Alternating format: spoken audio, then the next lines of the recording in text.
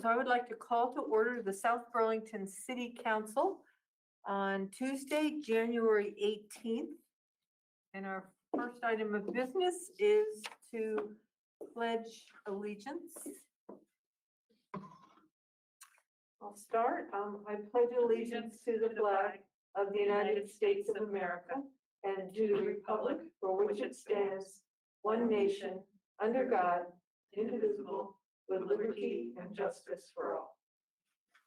Thank you. We have 3 members who are joining from home, Councilors Chittenden, Barrett, and Coda, and I'm anticipating that Councilor Emery is going to join us in person. She's not here quite yet, but we're going to begin. Instructions on exiting the building and review of technology. Yes, thank you. First, thanks all for being flexible with our move up to 301 again tonight as it's Tuesday night and the DRB is in the auditorium. If people were in the room, I would say that you go out the door in either left or right, down either the front staircase or the back staircase, and then out the doors in the front of the building or the rear of the building. For those participating remotely, thank you for participating remotely. If you are interested in providing comment during any agenda item, please just indicate such in the chat, and we will be sure to call on you. We are not monitoring the chat for content. So if you want to make a content contribution tonight, please indicate that you would like to, and we will call on you. That's all I have. Good. And I would just say, councilors, it probably would be easier if you keep your face visible and raise your hand rather than having a 2-step process. We'll try to watch carefully. Okay, item 3, agenda review. Additions, deletions, or changes in order of agenda items. So staff does have a request to add a new agenda item to consider and possibly approve an amendment to the land development regulations that are in draft form for your hearing on February 7th. We recommend including that between items 11 and 12. So a new item 12, then numbered down from there. We anticipate, if you choose to add this, that the first half of that discussion will be an executive session to provide attorney-client communication, and then you may come out of, or you will come out of executive session, but you may take action after that. Okay. Is there anyone have any problems with that? Okay, seeing none, we'll add that as, why don't we make it 11B? You have to renumber everything. Okay. Comments and questions from the public not related to the agenda items. There's no one here, so if there's anyone online. Robert McDonald, did you want to? Yes, hi, good evening, everybody. Thanks. I just want to bring up something that is kind of a safety issue as far as travel by vehicle down Heinsberg Road. When you're going southbound down Heinsberg Road, when you go over the interstate and the speed limit change, it goes from 40 to 45 right by Oak Creek Village. And then it continues at 45 miles an hour up to Van Sicklen. The speed is one thing, but the other big issue that I see here with this stretch of highway is that I live off of Du Bois Road, and I've had some people visiting me in our neighborhood when they leave our neighborhood. When you're turning right off of Du Bois Road or the new road, Wildflower, for example, those are Wildflower's a new road that went in several years ago, but nothing's changed with the highway. So what happens is you have a line of traffic going northbound on Heinsberg Road, and people who are turning right are looking to the left, and the traffic passes, and then you say, okay, it's good to go. So what has happened on occasion? Somebody has passed another person going southbound on Heinsberg Road. I had a friend leaving our neighborhood, and a pickup truck was passing somebody just as he was leaving Du Bois Drive, and this person was, out in the, passing, and he had really very little place to go. He had to veer off really quickly and almost had a head-on collision. I've been passing that road as well, and I always think about, geez, I hope nobody's pulling out of Du Bois or Wildflower, because they're going to get clobbered by somebody passing. So it's a big stretch of road. It goes about, you have a lot of visibility. Helen, you would probably know this. You drive it a lot, I'm sure. I almost got nailed the other Yeah, there's plenty of visibility there to pass, and you have impatient drivers who just want to take that, that 45 mile an hour, kick it up to 50, 55, and boom, it's an accident waiting to happen. So I'm just bringing this up because I don't want to see a serious accident happen. And I think my suggestions would be, number one would be, first of all, get no passing signs posted on that stretch of highway. And we have to go to the state to do that and probably petition them to do it. I'm not sure if city council can ask them to do that or how it works. Number two, I talked to an engineer who just recently retired from the state who worked on highway. And he said a good thing to put in there would be a rumble strip as well on the median.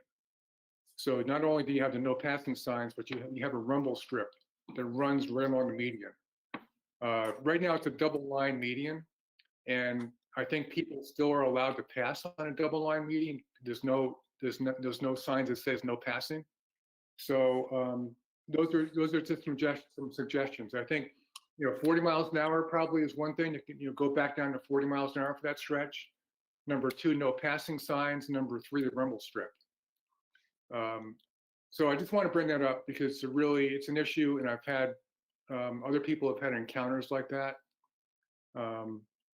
So it's just an accident waiting to happen someday.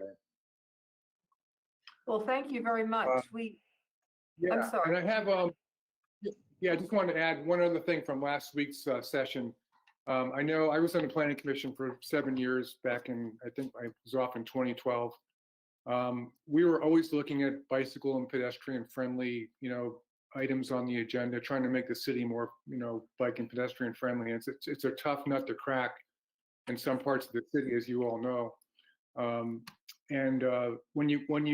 Our bike paths or our rec paths are really critical in the city. And I think I noticed that there's no line items, and I think Bob Britt brought this up last meeting about maintenance of the bike path, rec paths. I've been watching kind of the bike path deteriorate off of Butler Farms, the big huge cracks in the bike path, and every year I say, well, they're going to probably seal coat that or something, or fill the crack, but it doesn't get done. And I've also called the city engineer in the past about holes, or there was a sinkhole at one point that was there for several months before it got filled, after even making some requests to have that done. So I just would like to see on a line item in the budget that addresses maintenance for the rec paths. We don't have anything there, and we kind of it looks like we're trying to steal money from paving to get things done. But when you go to the city of Burlington, you look at Travelocity, the top 10 things to do in Burlington, the number one thing that comes up is the bike path.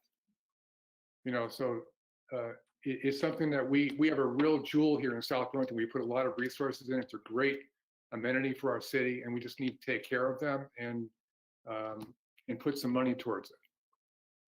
So that's kind of my words for tonight. Anyway, thanks for hearing me.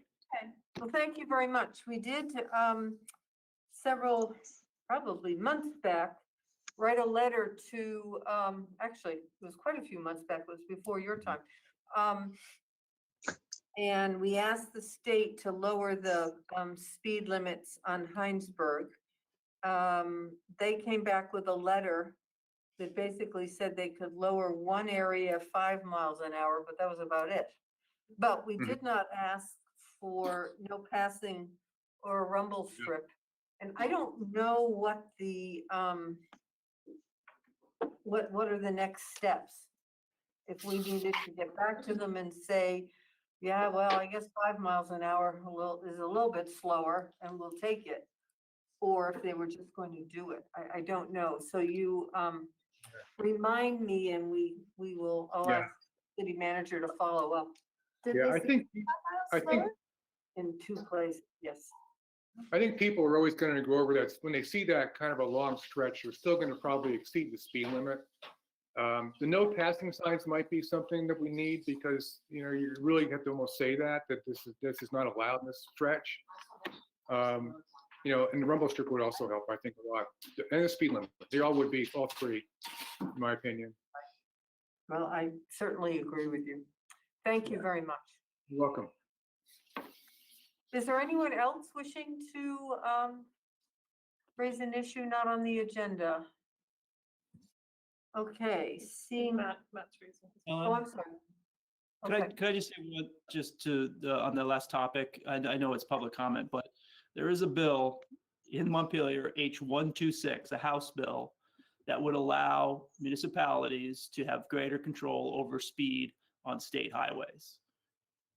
It has a number of supporters. I have no idea if it will pass, but it would help us in Heinsberg Road and other state highways that pass through our borders. Oh, good. Well, Jesse had said we could write letters of support for bills, right? Or yeah, well, perhaps under new business or our next meeting, we can have an item related to that and the council could discuss that and potentially agree to submit a letter in support of that. Thank you for keeping us apprised of that. I'm sure there are quite a few little towns along Route 7 that would like to be able to control the speed. And I appreciate that. Okay, if there are no other comments or questions, we'll move on to item 5, announcements and the city manager's report. So Tim, do you have an announcement of Nope. any sort? Thank you. You said no, is that right? Or you did? Yep. Okay, Yeah, I said no. right, okay. Tom? I would just use this time to agree with what I just heard Robert McDonald say during public comment, and I think we should definitely look at the rumble strips in the median as well as those no passing signs. And I also concur that our bike paths are a true asset for the region and city. Okay, Matt? I have stuff on GMT, but I'll wait till later for that, I assume. Okay, all right. Well, excuse me, Megan? Okay, I have 2 updates. And Jesse and I met with the school board leadership, and which, like as we do once a month, it was a good conversation. They're interested in engaging with the climate committee and had identified certain things that they've already done, and I suggested it might be really good for the climate committee to hear the different kinds of activities the school is undertaking and get an update in that respect. They're interested and they will discuss, I think, being part of our charter committee comment or proposal as we direct the charter committee.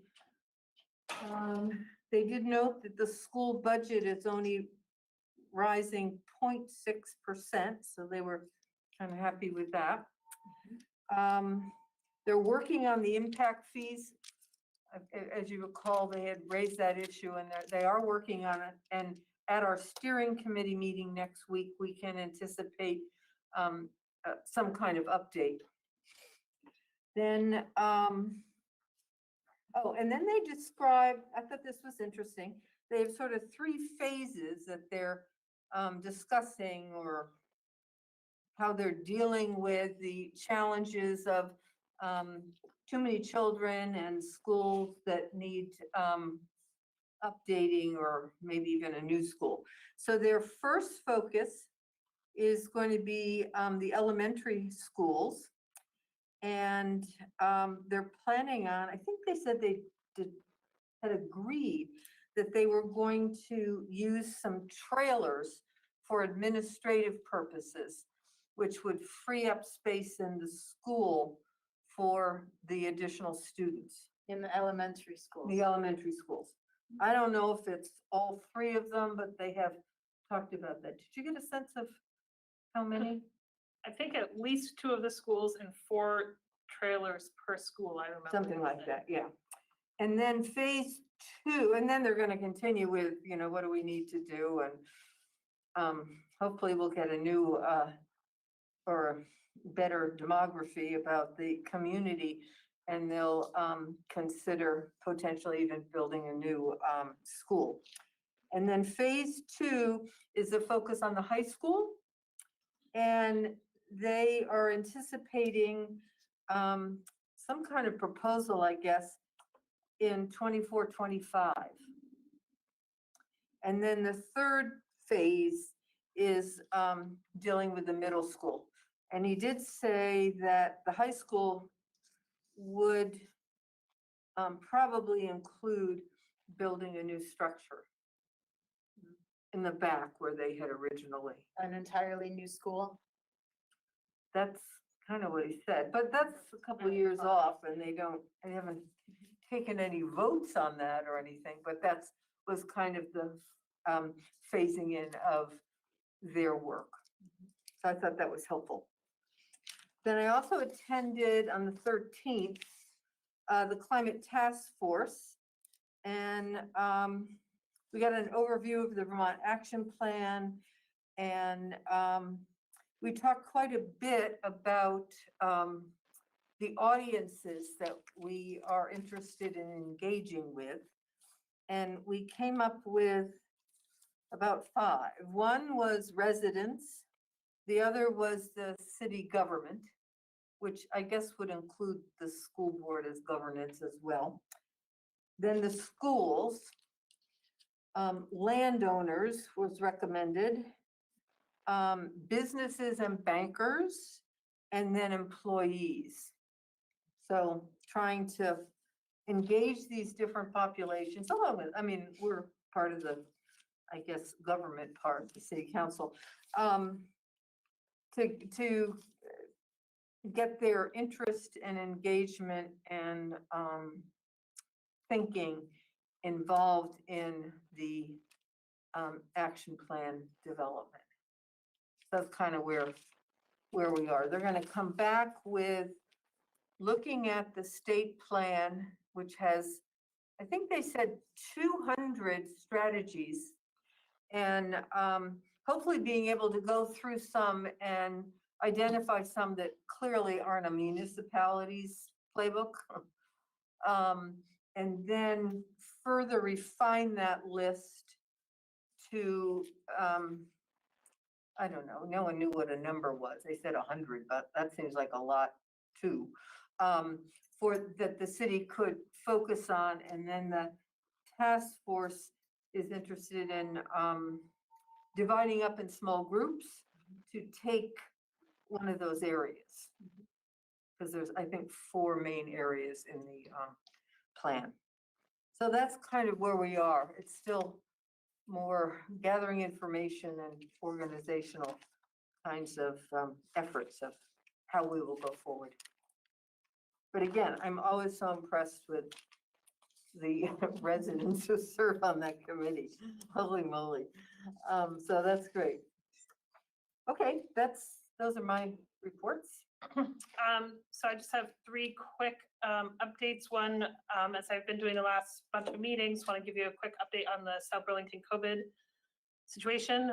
So in the last week, between January 5th and January 12th, South Burlington saw 357 new COVID cases. It's almost 100 more than we had seen in the an increase of 100 from what we'd seen the last week, and a 21% overall increase. So pretty big numbers.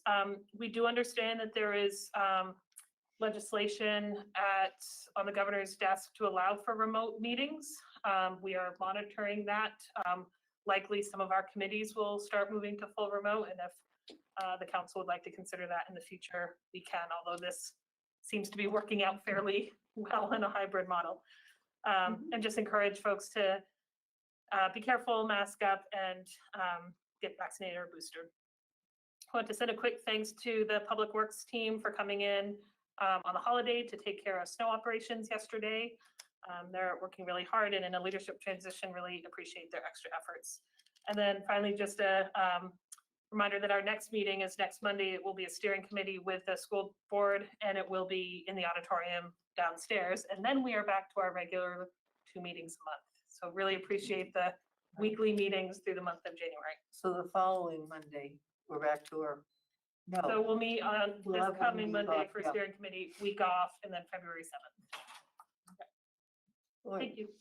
2 meetings a week is gonna seem like we hardly see each other. Okay. Moving on to item 6 then, the consent agenda. There's 3 items: disbursements, approving the FY '23 Unified Planning Work Program project applications, and approving the transportation impact fee credit request for 1068 Williston Road, which is the Hampton Holiday Inn site. So I'll move that we approve. Is there a second? Second. Okay, is there discussion? It's exciting to see the pedestrian bridge over the interstate on that list. So Yes, it is, yeah. fiscal year 2022 project, so it's been bumped up there. It's good. Okay, if there's no further discussion, if you're ready for the vote, all in favor signify by saying aye. Aye. Aye. Any opposed?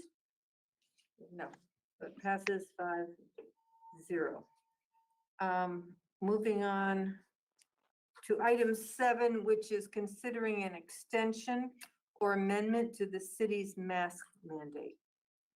So per the state law that enabled us to impose a local mask mandate, we are required to revisit that initially every 45 days and now every 30 days moving forward. So we are coming to the end of our 45-day window. As you remember, you previously passed a resolution mandating masks in publicly owned buildings that were operated by the city and open to the public. You now have the option to renew that or do something else.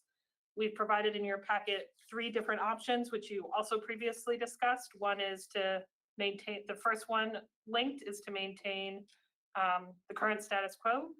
The second is to require masks in all city-owned buildings as well as all buildings open to the public in the city. And the third is that same city-owned buildings and all buildings open to the public with the opt-out option that Councilor Chittenden suggested in our previous conversation, allowing businesses to put their own practices into place. Okay. Well,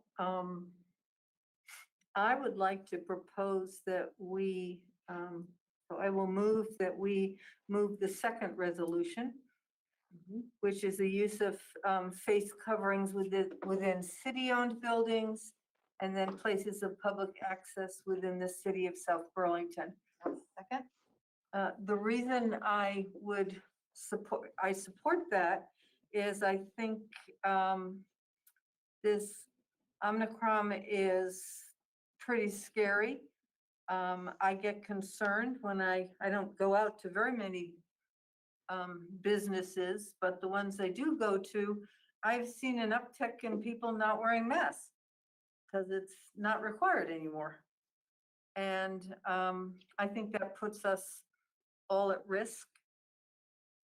Granted, we have a high percentage of people who are vaccinated, but we also know that even if you're vaccinated and boosted, you still can contract that variant. You may not have any issues, but you can spread it. And I think it's incumbent upon us to really keep the public as safe as possible.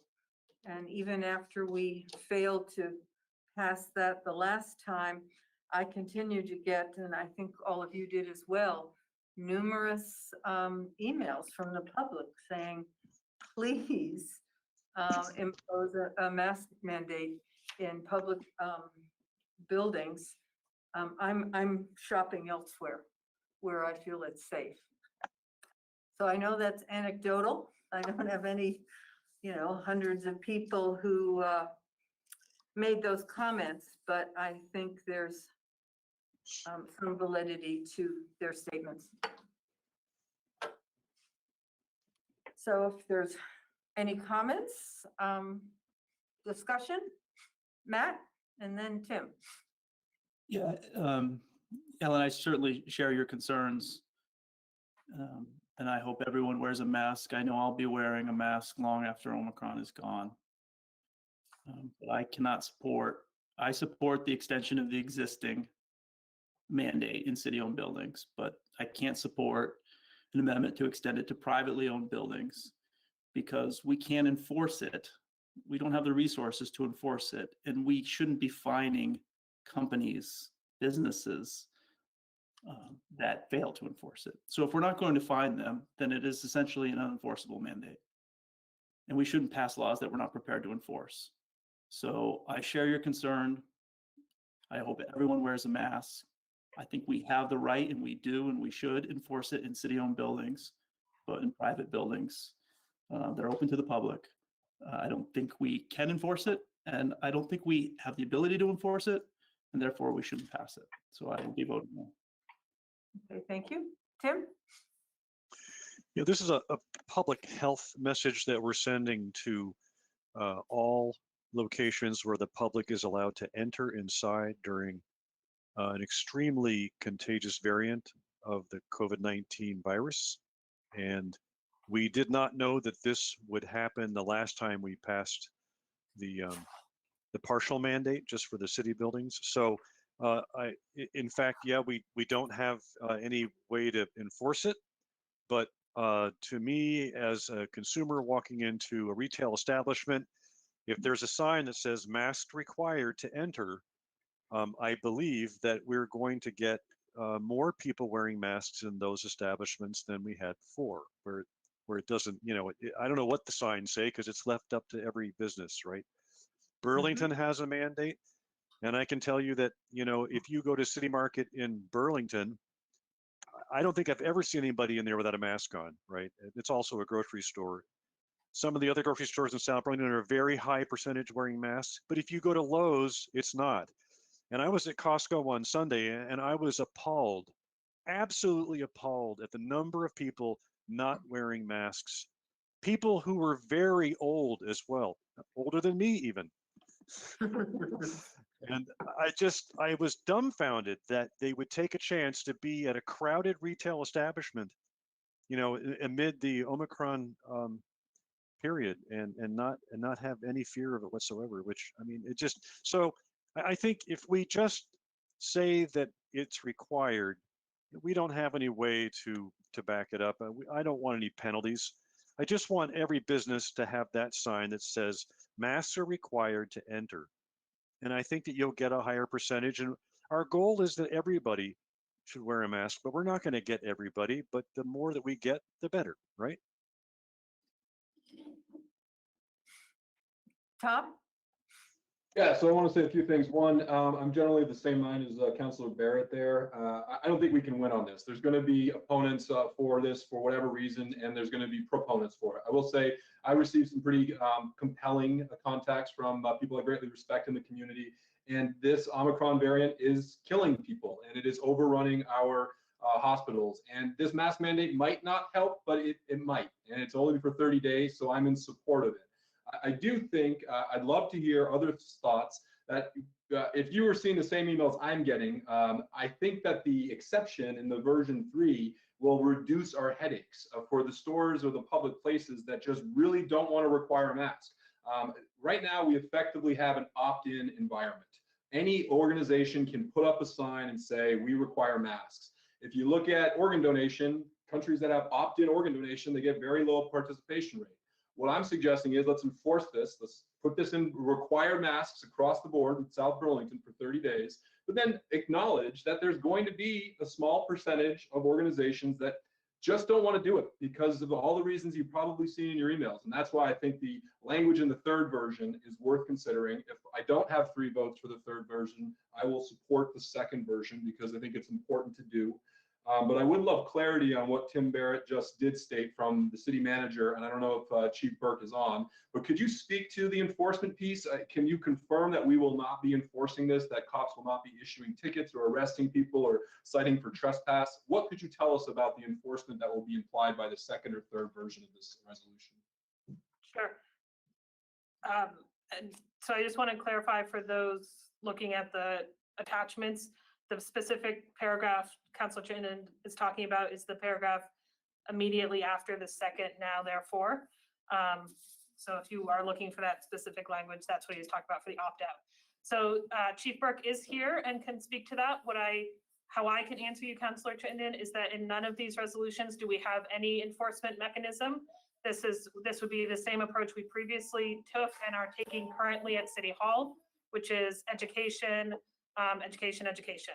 So that's been fairly successful here at City Hall, and that's the approach that we would recommend that all public places take. How do I get on the screen? You can sit there and I will move the camera over to you. Maybe. Following you. Yeah.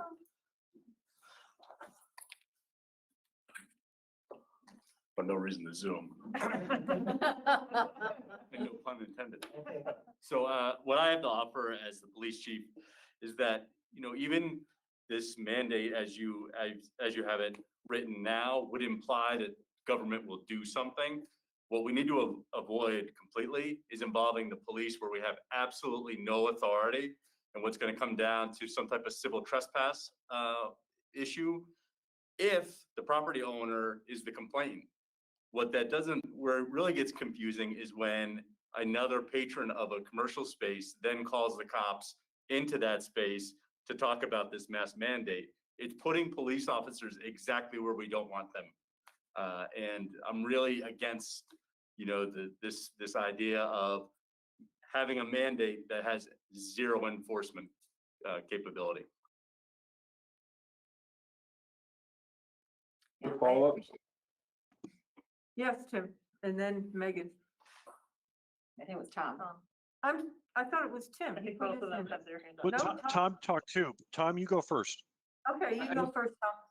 I think I want to confirm I heard from the chief of police that you are against us instituting the second or third version of this resolution.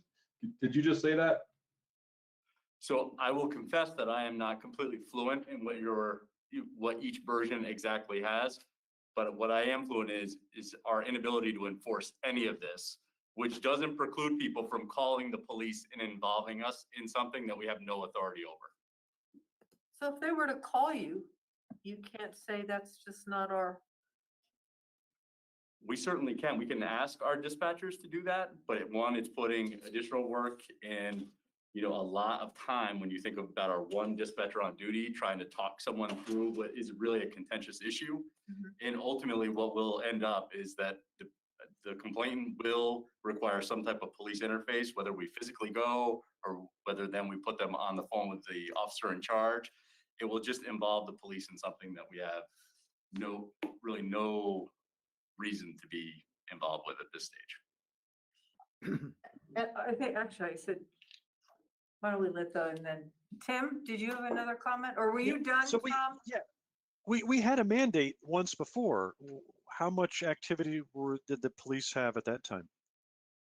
So under executive order, we also had a stay-at-home order. So the amount of people that were actually out in the community, the number of businesses that were actually open was very, very small. And we handled executive order complaints between myself and Lieutenant Sean Demore. We would actually follow up with each business that we got a complaint about to just educate them and then report the resolution of each complaint back to the Attorney General's office.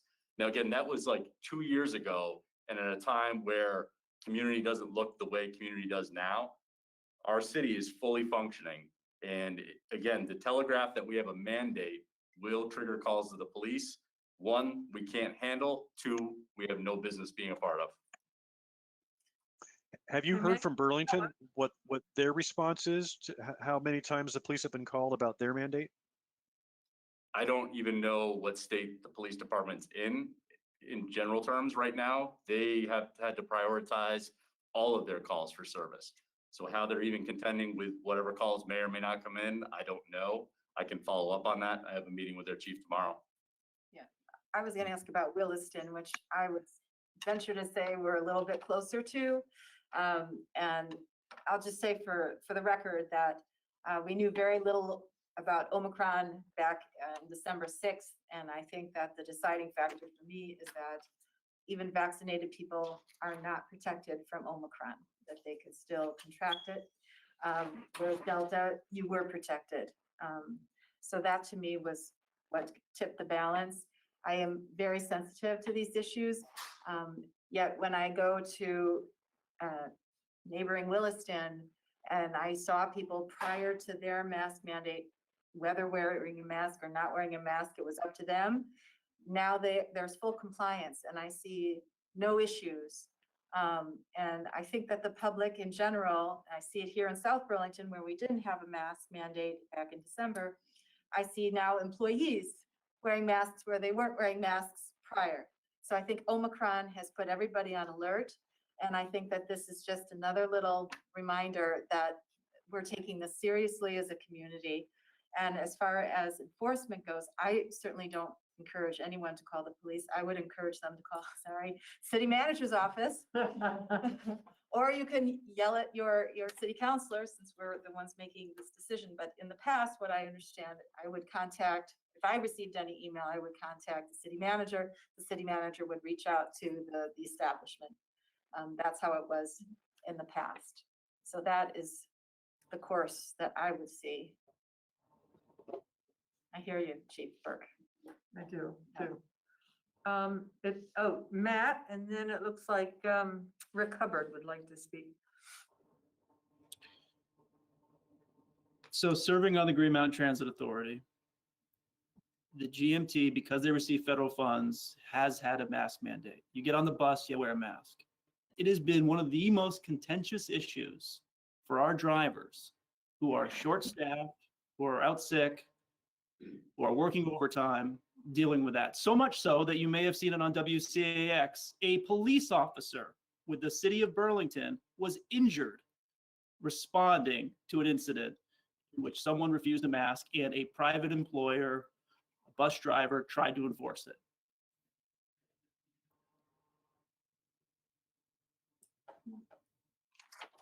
Okay. Tom? So Councilor Coda, I got to tell you, I was going back and forth on this, and I know we're going to get that. That's inevitable. For me, I just see this as 30 days during really cold months in Vermont, that it might help reduce the demand on our hospitals. So I'm still inclined to support it. I do think that the third version will save us some headaches. I think of certain organizations, I think of theatrical performances. Right now, anybody that wants to do any type of show, which is happening in other districts like Essex, they can't do that with their masks on. It inhibits their operation. So I feel like the opt-out language is going to be desired. I still support that third version. And I'll support this second. I just also want to say, I love Councilor Emery's point. I want to say, I don't want the police enforcing this at all. Call us, call me if you have an issue. I want those calls. Call your city councilors. We should hear it. We're not going to enforce it, but call us if you want it enforced is what I'd say. Thank you, Councilor Emery. That's a great idea. Yeah, and if I could just add, sure, by calling us, we wouldn't necessarily have to wait 30 days if a reaction needs to occur, right? That we would be fully apprised of any issues that would lead to any alteration. We have Rick Hubbard. Tim, did you want to speak again? Or you set? Let Rick speak. I'll speak after. Okay, Rick, and then Barb Service also wants to chime in. That's fine. I can wait. Hello, everybody. Can you hear me all right? We can. Okay, I don't know if you can see me. I can't tell if my camera's working. It's not. Okay, I'm sorry. I apologize. I know what you look like. Rick, do you want- have a shutter that's covering your camera right now?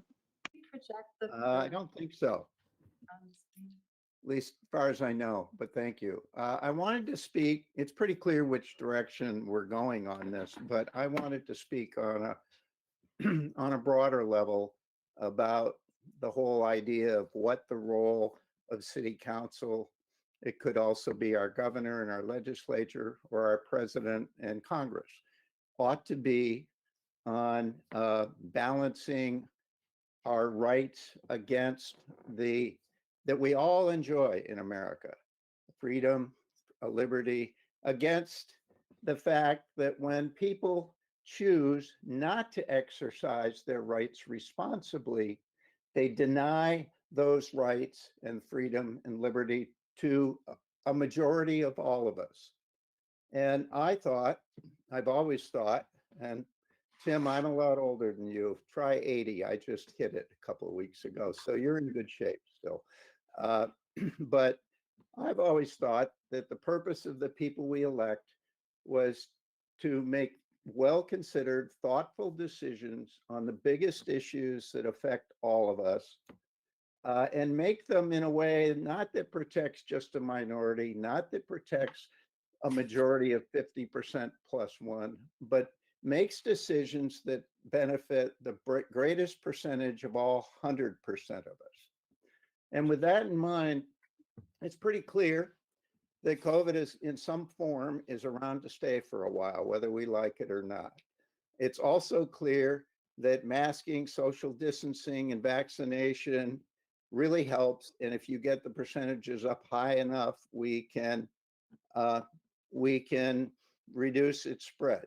It's also clear that the best way to keep our businesses open, our schools working, to keep people employed, not staying home, either minding kids or because they're scared to go to work, is to do those things: mask, social distance, and get vaccinated.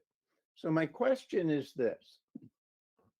Right now, a minority of people, there's a majority of all of us that are perfectly willing to do the kind of things I'm talking about.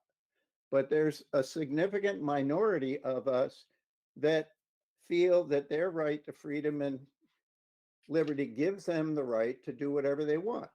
And when they do that, they spread the virus. It screws up households, it screws up our business, our economy. And isn't it the job of legislators to consider the fact that when we're making policy, if the people who choose to ignore our lies face no sanctions, they can do whatever they want, even though they are adversely affecting the interests of the majority of us? How are we doing our job? How are we making policy that serves the purpose of the greatest percentage of all 100% of us if we don't enforce it? I mean, if we didn't have a line saying you got to drive on the right side of the road, our poor police force we'd have chaos.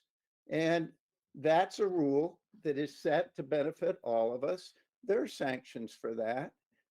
It's perfectly possible to set up enough negative incentives for people who are not going to give them incentive to imply. But if we don't go to that level, we are implicitly just approving the behavior of that minority of people that aren't going to apply. And my question for you to think about, because I don't think it's going to affect the outcome tonight, is are you really doing your job if that's the way you let it end up? What's your responsibility as people we elect to serve us all? Thank you. Thank you. Barb Service. Hello to all of you.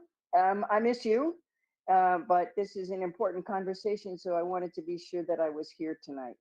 I think I've got all the wrong buttons going here or something. There we go. We can hear you, we just can't see you. There you are. Okay, all right, good.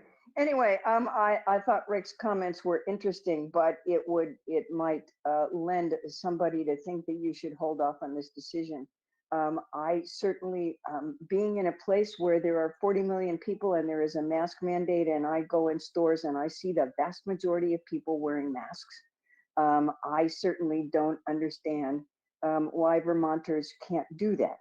However, I accept that there are some who don't. But I would certainly support that you act. I'm mildly inclined to agree with Councilor Chittenden. that the third option might be an interim choice with some discussion then with Chief Burke about what you're going to do in 30 days, because I think in 30 days, you're still going to have to review and renew a decision. And so there may be a modification that you make in 30 days. I certainly don't want to make Chief Burke's life any more difficult.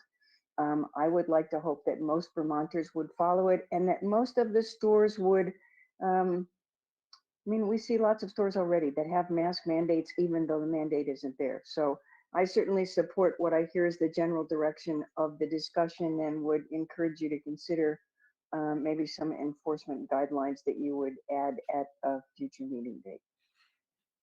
Thank you.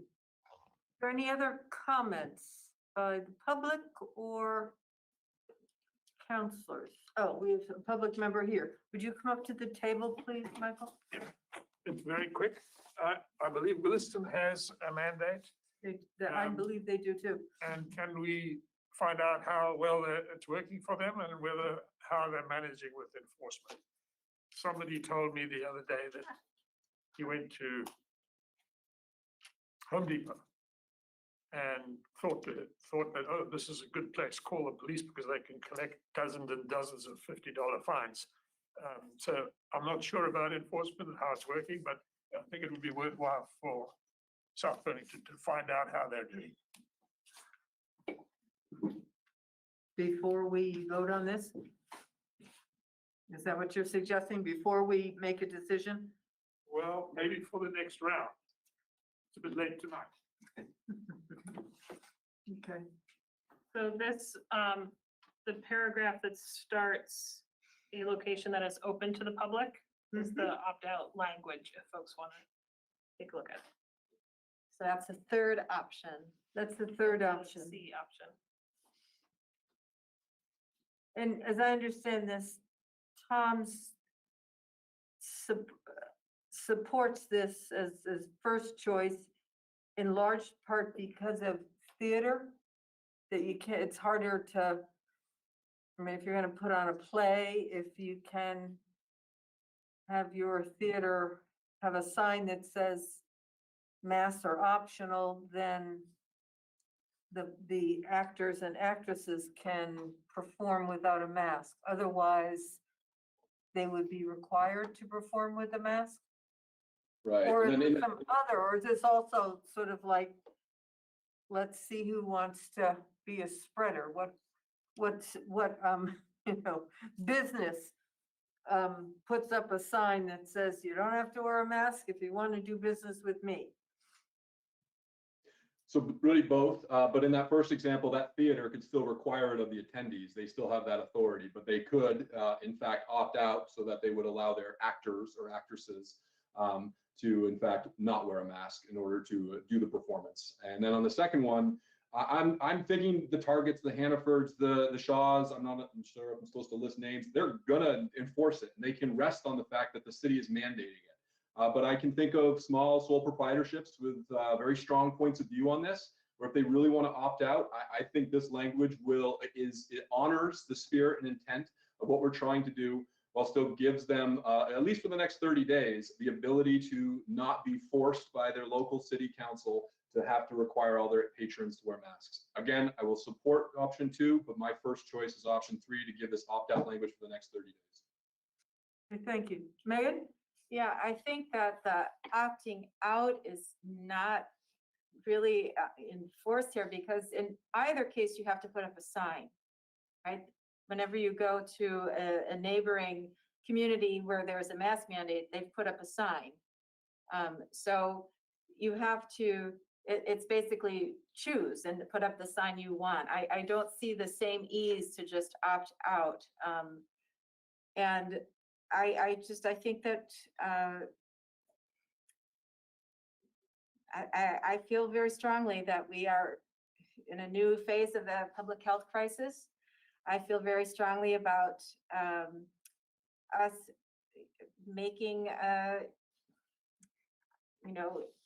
decision that is sensitive to that crisis and to the most vulnerable among us. It's now scientific fact that vaccines do not protect people from the Omicron variant. And having had the illness before does not mean that we cannot spread it again. I mean, these things now are scientific fact. I think that we are in a position to act on that fact. And if we need to alter as we move forward, we can certainly do that.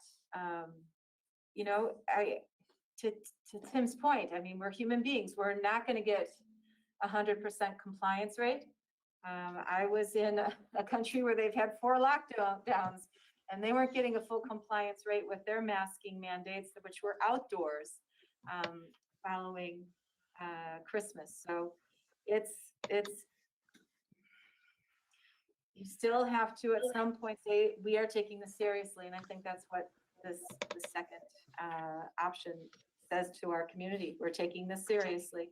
And then we act based on how the situation progresses. I certainly don't want any, brawls in the aisles of stores or outside of food franchises. That would be something we would have to take into serious consideration. Okay, we have Cindy and then Diane Bugby. Cindy first? Yes. Okay, I just want to say that I was the one or one of the ones that messaged Helen about how I would be shopping in Burlington after your last decision. I still am shopping in Burlington. And I go to City Market. There's never an issue. They have a huge sign out front that says mask required, and everybody's got them on. And prior to the Burlington mandate, not everyone did have them on in City Market in the South End. And some of their cashiers did not have them on either. So this hasn't been an issue. It's now the rule, and they're abiding by the rule. I don't know about the buses. I don't ride a bus, so I can't tell you how that's working for me. But I think this is more about public health than it is about private interests in private businesses and small proprietorships, which I understand might have more of an issue for some reason. I'm not sure why. But this is public health. And I think it's the duty of the city council to go with option 2, because that will provide for the public health to the best. Thank you. Thank you. Diane. So kind of picking up what Cindy said, I do think that option 2 best supports public health and our obligation as a community to support public health. If we're not able to come, or you are not able to come to some consensus on option 2, I do wonder about option 3 as an intermediate step. Businesses would have to disclose that they've evaluated the mandate request and that they have made a decision to opt out. That would also give people information about whether to frequent that business. Thank you. Any other comments? Rick, you have your light on. Did you want to say something else? Just one small comment, and it relates to what Tom Chittenden said in talking about some of those businesses who might not want to comply. And I just want to point out that when they choose not to comply, they just have the opportunity to pass on the virus to all of the customers and people who pass through the business and spread it around to the rest of us. It gets back to the point I'm raising, that's all. Okay, thank you. Michael? I know I'm late to the party, but Tom mentioned something about theaters. And I don't know if anybody's been to the Flynn rate lately, but to go to the Flynn, you have to have a vaccination certificate and you must wear a mask. We recently hosted one of the members of the orchestra for a couple of days. They are tested twice a day. So it's pretty rigorous. And I think option 2 would be just fine. Thank you. Okay. There's no other, Tim? Just two words. As people travel from town to town, Burlington, South Burlington, Williston, Colchester, for the next 30 days, I just want businesses to have that sign on the door that says masks are required. I think people walk, they've got the mask in their coat, And most people will just wear it automatically because they don't want to get Omicron, and some people are on the fence. But if they see the sign and we get 89.5% compliance as opposed to 84%, I think an epidemiologist would say, thank you.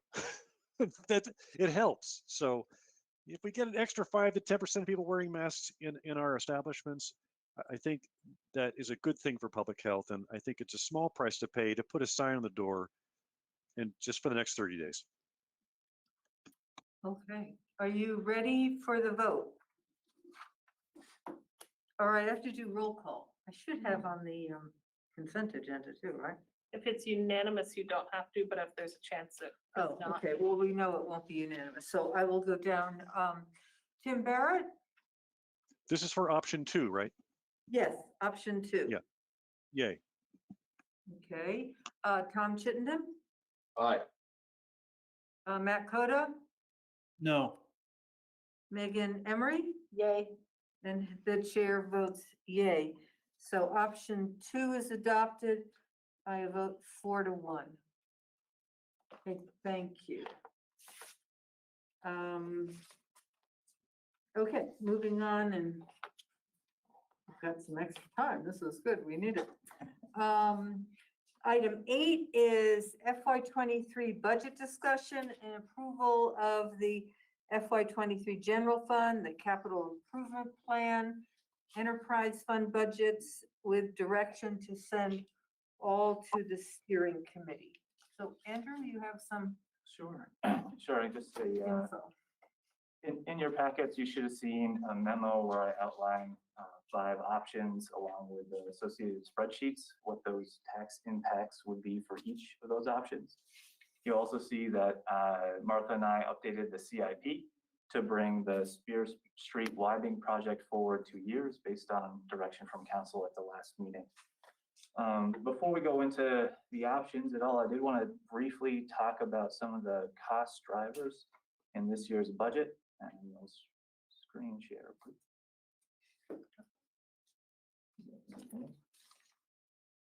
So it's hard to see for folks in the room. I'll try and show in. So this is the CPIU Northeast. And this is kind of the most recent numbers. Again, apologies about the size. So what we are looking at are, as you can see, significant increases across the board in inflation. For 4.4%, I believe, is what, when I first came to council about projections for FY23 budget, 4.4% is what we were looking at. That has continued to increase over the past few months. And so City of South Burlington in our budgeting process is not immune to that particular cost driver. I will show you particularly where it impacts. These are sort of relatively fixed cost drivers. We first forecasted this out back in August or September. The number we had was about 1.2 million in increases. We're pretty close to that number. The salary, that's without any of the newly included positions. We're looking at a total increase of around 600,000. That's with the assumption, as we are in a contract collective bargaining year, of a 3.5% increase in COLA plus STEP, which equates to a little over a 5% increase in our sort of fixed currently funded salaries. Back in August of last year, council also approved refunding 3 city positions with ARPA dollars. The way that was presented to council at the time is we would slowly roll those into the general fund. They're 100% funded with ARPA dollars this year. There will be 80% funded next year, which means the general fund will account for 20% of it. Our group health numbers, we saw it's still a very competitive increase from where we have been, but that's certainly a cost driver. Pension was a low number. We had a very good year this last year. Our ICMA match, that's a function of the overall salary increases. Our property insurance, which I've talked about before, is relative to this building being folded into our overall property insurance. Refunding the CIP was a priority for us this year. It was our overall CIP funding from FY20 to FY21 was cut by a little over 400,000. This is an effort to get back some of that capacity. And also, I think we've talked at length now a little bit about this, about the pennies increase, which will have also, which is also a cost driver. I also wanted to show kind of historic tax rate numbers. This is over the last, let's see, 20 years or more. You can see back in FY26 is a 0.83. And so, and I have noted here when we had a large reappraisal, obviously there's a significant decrease in the tax rate, proportionate, and this might be helpful to illuminate where we've been and where we are now. One thing I will note that every time council votes and puts forward a budget, there's always the estimate of what the grand list will be at the time we set the tax rate. This does not always directly align with what the tax rate change is, which is why you will see some differences between the two numbers in the right column and in the tax rate change. And I think with that, before you, you have two resolutions. One is to set the special funds as well as the general fund to be warned late on a later agenda, as well as to approve the use of ARPA funds. There's also a second resolution to approve the CIP. So with that, I'm happy to go over sort of each option one by one with you that I presented in the memo, or feel free to take it from here. I think it would be good to go over the options. Does the council want to hear all of the options? Yeah. Okay, so option one. All right, so option one. Can we project that on the screen? Sure. Well, do you want me to project the Andrews? No, I can. Actually, it might be easier if I do this. He's working on that, Tim. We will get it projected. Thank you.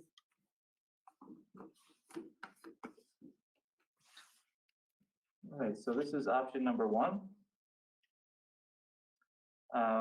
This would be to bring the overall increase in the tax rate down. And again, let me see if I can zoom in a little bit. From what is currently kind of in front of you, from the budget presentations we've gone through in the last couple of months, is an overall 7.55% increase. If the council were considering a flat 3% increase at or below, we'd be looking at cutting a little over 800,000 from the current budget that's been presented. That is option one. Yep. Can you just circle, can you move, if you move your cursor, does it move on there? Or actually, I think I can. So just by orientation, this is the operation tax rate, this negative 1.6%. So we would be decreasing the tax rate going to operations costs. And this is the overall with the pennies added. And each spreadsheet has those two percentages. And just to be clear, and forgive me for scrolling up to the written text, just to be clear how that is divided out, because this pennies increase, as we've talked about before, has an overall standalone impact of a 1.08% increase. And so the overall general fund increase, with that removed from the 2022 column and removed from the 2023 column, is a 1.92% increase. Option two. This option highlights a 3% increase in that first difference that I talked about. And also allows on top of that, the fixed 1.08% increase to the penny. In order for this budget to be approved, we would need to cut a little over 600 and I believe it's 620,000 from the currently proposed general fund budget.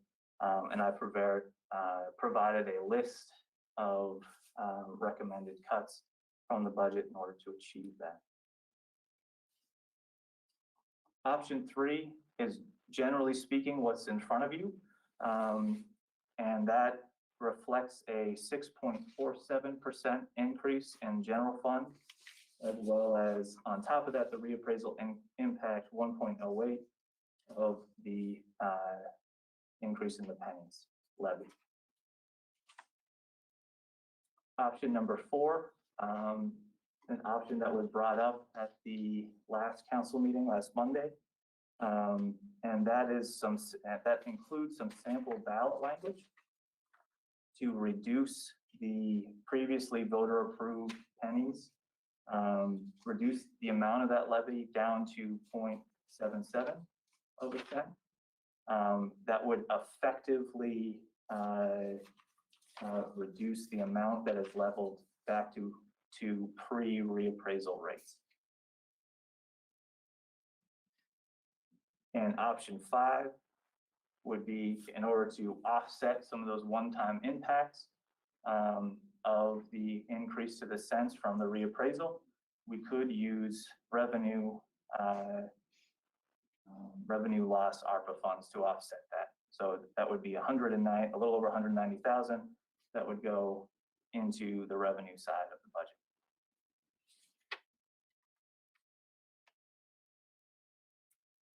Okay, any questions for Andrew? Just a quick one. Yep. Go back to option 4. I just want to point out that I think you mean 0.0077, right? Yes. Yep. Okay. Yep, just making that. Otherwise, it would be more expensive. Yes. Okay. All right. Yep. Option 5. What is the downside for option 5 using the revenue loss ARPA funds? Is there any impact, or I mean? Yeah, so the only impact is that is tax capacity we would need to build into the next year's budget. We don't know what factors will be in front of us at that time, but we are coming off a very less than a 1% budget increase last year, and so a lot of this budget is reflective of that, trying to catch up, as well as the inflation costs and how that impacts our budget. So this would still need to be added. Eventually, it would catch up to us, but it's certainly a way to offset kind of a high increase this year. Well, Helen, option 4, looking at the proposed ballot language is too difficult, and I it's not that I regret bringing up the issue. I think that it would be a poor choice to go with option 4 at this time. That's my opinion. I don't know if anybody else feels the same way. Well, I would agree with you. Yeah, I would too. Okay, thank you. I mean, I appreciate Andrew's. Right. I don't know if anyone else will, but yeah. I appreciate the work that was put into that, trying to craft that language, but now that I look at it, it could really confuse the voters, and that would be difficult. So. Yeah, and I do think that when the voters passed the open space fund penny and the penny for paths, I think they made a commitment, and I truly don't think that they saw that as part of the annual increase either on salaries and healthcare and our fire trucks and ambulances and police cruisers and all these things that we need to take care of, including, as we heard Robert McDonald say, maintenance for our trails. So I think it's really important that we, they hear us talking about this. I do see this as a respectful conversation for us to have because the numbers do tell a story. But I think that it's important to look at how reappraisals do affect the tax rate. I thank Andrew for putting that together. I also think the annual increases, it's important for us as counselors and therefore advocates for what we determine to put on the ballot, that we really point out to our residents how much traditionally or historically our increases are, and can put this year in comparison. And I don't think that this is an easy thing for anyone to consider either, but I would put it out there that because the schools are forced to work within this Act 60 and 62, and the tax rate has, because of the undervalues of our properties, that they have in fact seen increases that did not represent the actual increase, just that number, that percentage number. I see that this on the city side, it's now the opposite, right? Now that the school has a 0.6% increase, right? We don't have to deal with those big state, readjustments that can throw things askew, right? Now we're having to deal with the actual, and again, this is complicated, but with the actual impact on our tax rate because of the reappraisal, which makes that percentage look bigger. But if we look at the actual dollar amounts that we are asked to give in addition year after year, if we look at last week's meeting, before adding the $100,000 and the CCTV for the Planning Commission, I find that $38 for an average home, that falls right in that, I would say, average area about the annual increases that we have asked our taxpayers to consider for approval. And then for the condos, it's $25, right? 38 for the average residential, 25 for the average condo. And that is without the Planning Commission meetings, without the extra staff support for the fire department, and without the Climate Action Plan Reserve. So that's where I think we come back to our discussion of last week, to be honest. I do not hear any appetite from the public for those pennies to be meddled with. They've made their decision, and that was some time ago. Other comments? Helen, can I just? You certainly may. Sorry. Okay, does Matt want to speak first?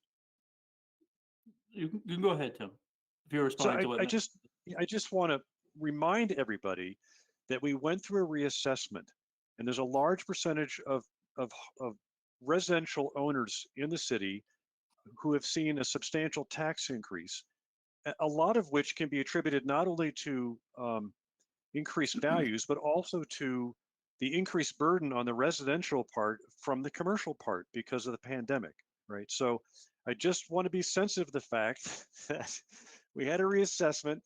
There are a lot of people paying more taxes, and they're paying even more taxes because the commercial side isn't paying it because of the way the system works at this point. And then if you voted for those pennies years ago, you probably had no idea that in 2021, they would go up by 31%. All right. So I just keep those things in mind that year by year, we are always trying to get a 3% increase as best we can, so that we're not overburdening our taxpayers. And then this year now we're looking at 7.5%. I mean, I'll go with the flow here. I don't mind this time, but we've got to understand that this is, I mean, we're not Burlington. Burlington had some really severe shifts in burden for residential taxpayers, worse than South Burlington, I think. So, and they voted down a bond issue recently because they didn't have the stomach for it. So I just want to make that point. And I know the municipal part is only about 25% of the total tax bill. I recognize that as well, which is reflected in the dollar amounts for the average condo and the average single family home. Thank you. And I think that that's a more accurate representation of the increase. Reappraisal, just like prior to the reappraisal with the school having to deal with the state tax process with regard to the education fund, right?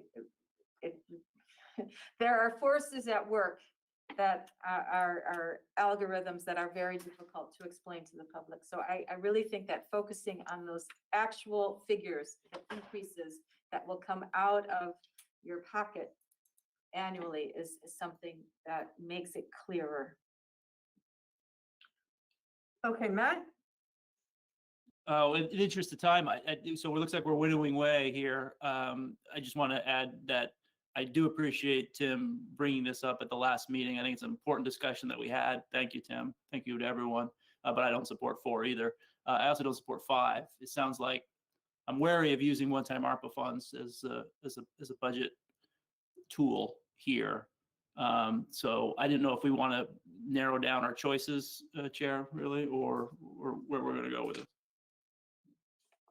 Well, if someone would like to make, I mean, I can make a motion or someone else can. I think we should go back to, let's see. Which one is it? Can you bring him back up on the screen again, Yep. please? I always forget to say please, I'm sorry.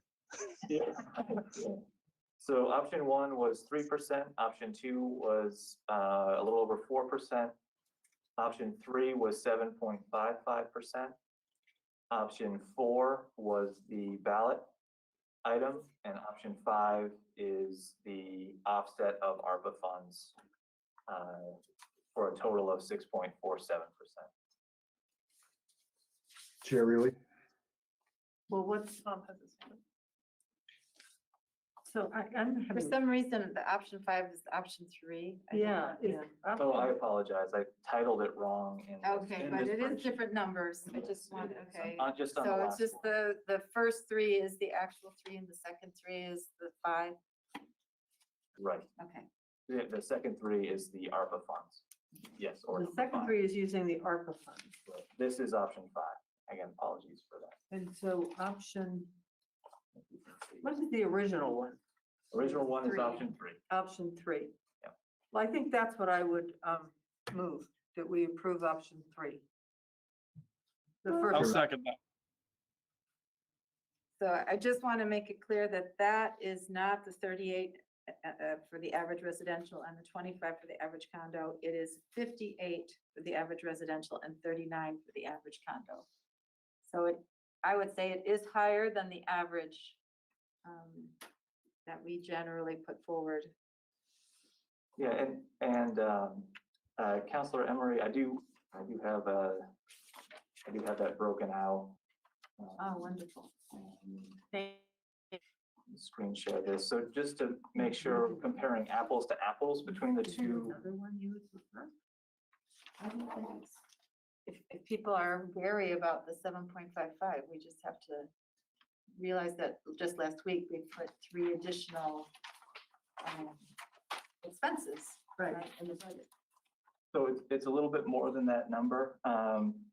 Councilor Emery comparing the two sort of apples to apples between this number 0.4. Andrew, hold on. Oh, Let me see sorry. if I can make this a little bigger. Oh, sorry, yeah. Go ahead. Sorry. There you go. Yeah, You so, can read that. yeah.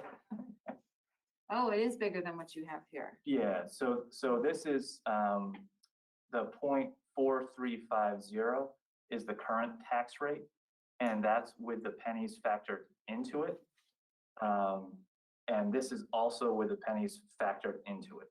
So the municipal tax rate would be 0.4478, but with the pennies on top, it is 0.4678. So the overall increase would be 141.92 to the average residential and 95 to the average condo. And just to break that out, I worked with Bob Britt this afternoon on the percentage of that is attributed to the pennies. And it's about $20 of that 141 for the average residential.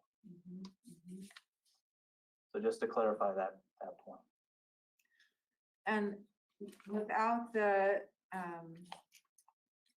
165,960 That we added. that we added. Mhm. Do you have those numbers available to us? I or don't no? off the You top. don't, yeah. It represented a percent. Yeah, a little under 1%. Right. So that would make it 6.55. Right, Approximately. approximately, yep. So if I can just jump in on process here. An option for you this evening is give us guidance on what you would like to see that impact and table this item, let Andrew go back and actually get the math correct and get the language into the ballot item, and then take it up at the very end of the meeting again, just to make really sure we're putting on the ballot what you intend to put on the ballot. Okay. Well, are people interested in looking at some other numbers? I mean, the original option 3, but without the things we added in. And we also have the ARPA funds that would act as some kind of, what do you call it, cushion. They're in this proposal. Some are. Yeah, so there's about 670,000 ARPA funds already built into option 3. And that is for one-time CIP projects. There's also about 230,000 that's pre-approved ARPA expenditures. That's the 80% of those 3 salaries that I talked about. So we do already have some ARPA funds baked into option. And option 5, though, had an additional amount, Correct. Option 5 had an additional 190,000. which is a little bit more than the 165.9. And what would we be doing? You said that that would mean that next year we'd have to deal with a bump. Again. Right, and what would we not be using those ARPA funds for? The 165.9 or the? Well, we No, not be- one in option 5 that you said we could use to cover the additional penny amount. Right, yeah, just It will come from somewhere, I assume, right? right. No, the ARPA funds would still be part of our overall 5.8 million. Those are additional ARPA funds. Sorry. So I think what you're asking is, in that option 5, that to use ARPA to close that gap of the $190,000 being added for the pennies, that 190 would just be a new revenue stream into the general fund from ARPA that would offset the additional money we're raising pennies for parks and open space. Correct, but wouldn't that $190,000, if we didn't have that new revenue stream, be used towards something else? So that would stay in your basically ARPA savings account to be allocated at a future date. So that's, and we've talked about some uses that we would have for those funds. Yeah, so yeah, the council, the city in total received about 5.8 million Right. in ARPA dollars. Right. And the council has only allocated at this point those 3 positions. This would be allocating an additional 670,000 in option 3. In option 5, it would be adding that 670,000 plus 190. Is that 190,000, is it unaccounted for as for now? We don't have it yet. Okay. Yep. And then next year, we will have to use general revenue to replace that, because we will have presumably spent or Have been, right, spoken for. I would consider that to be business that is already concluded. Whereas these 3 new additions are seen as transitions in a way. Right, where we don't quite know what will come out of the Climate Action Committee. Right. Helen suggested we put some funds there in order to have a reserve fund of some kind in order to be ready to do something if that's what, comes out of that committee. The fire EMS staff support, right? We don't have a specific title there, right? So that again is the transition. And the planning commission, that's more, I would say, kind of the, the nuts and bolts of the general fund. So that would be for me kind of less of a transition, but it's still a change. Whereas the penny we've had that for years. Yes, yeah, and I guess the only comment I would make to that is, you know, a salary position, you know, once it's in the general fund, it's very hard to kind of pull it out. And so we would need to find other funding sources for Right. that in future years. Just like the 3 new positions that also are being covered by ARPA funds. Correct, yep.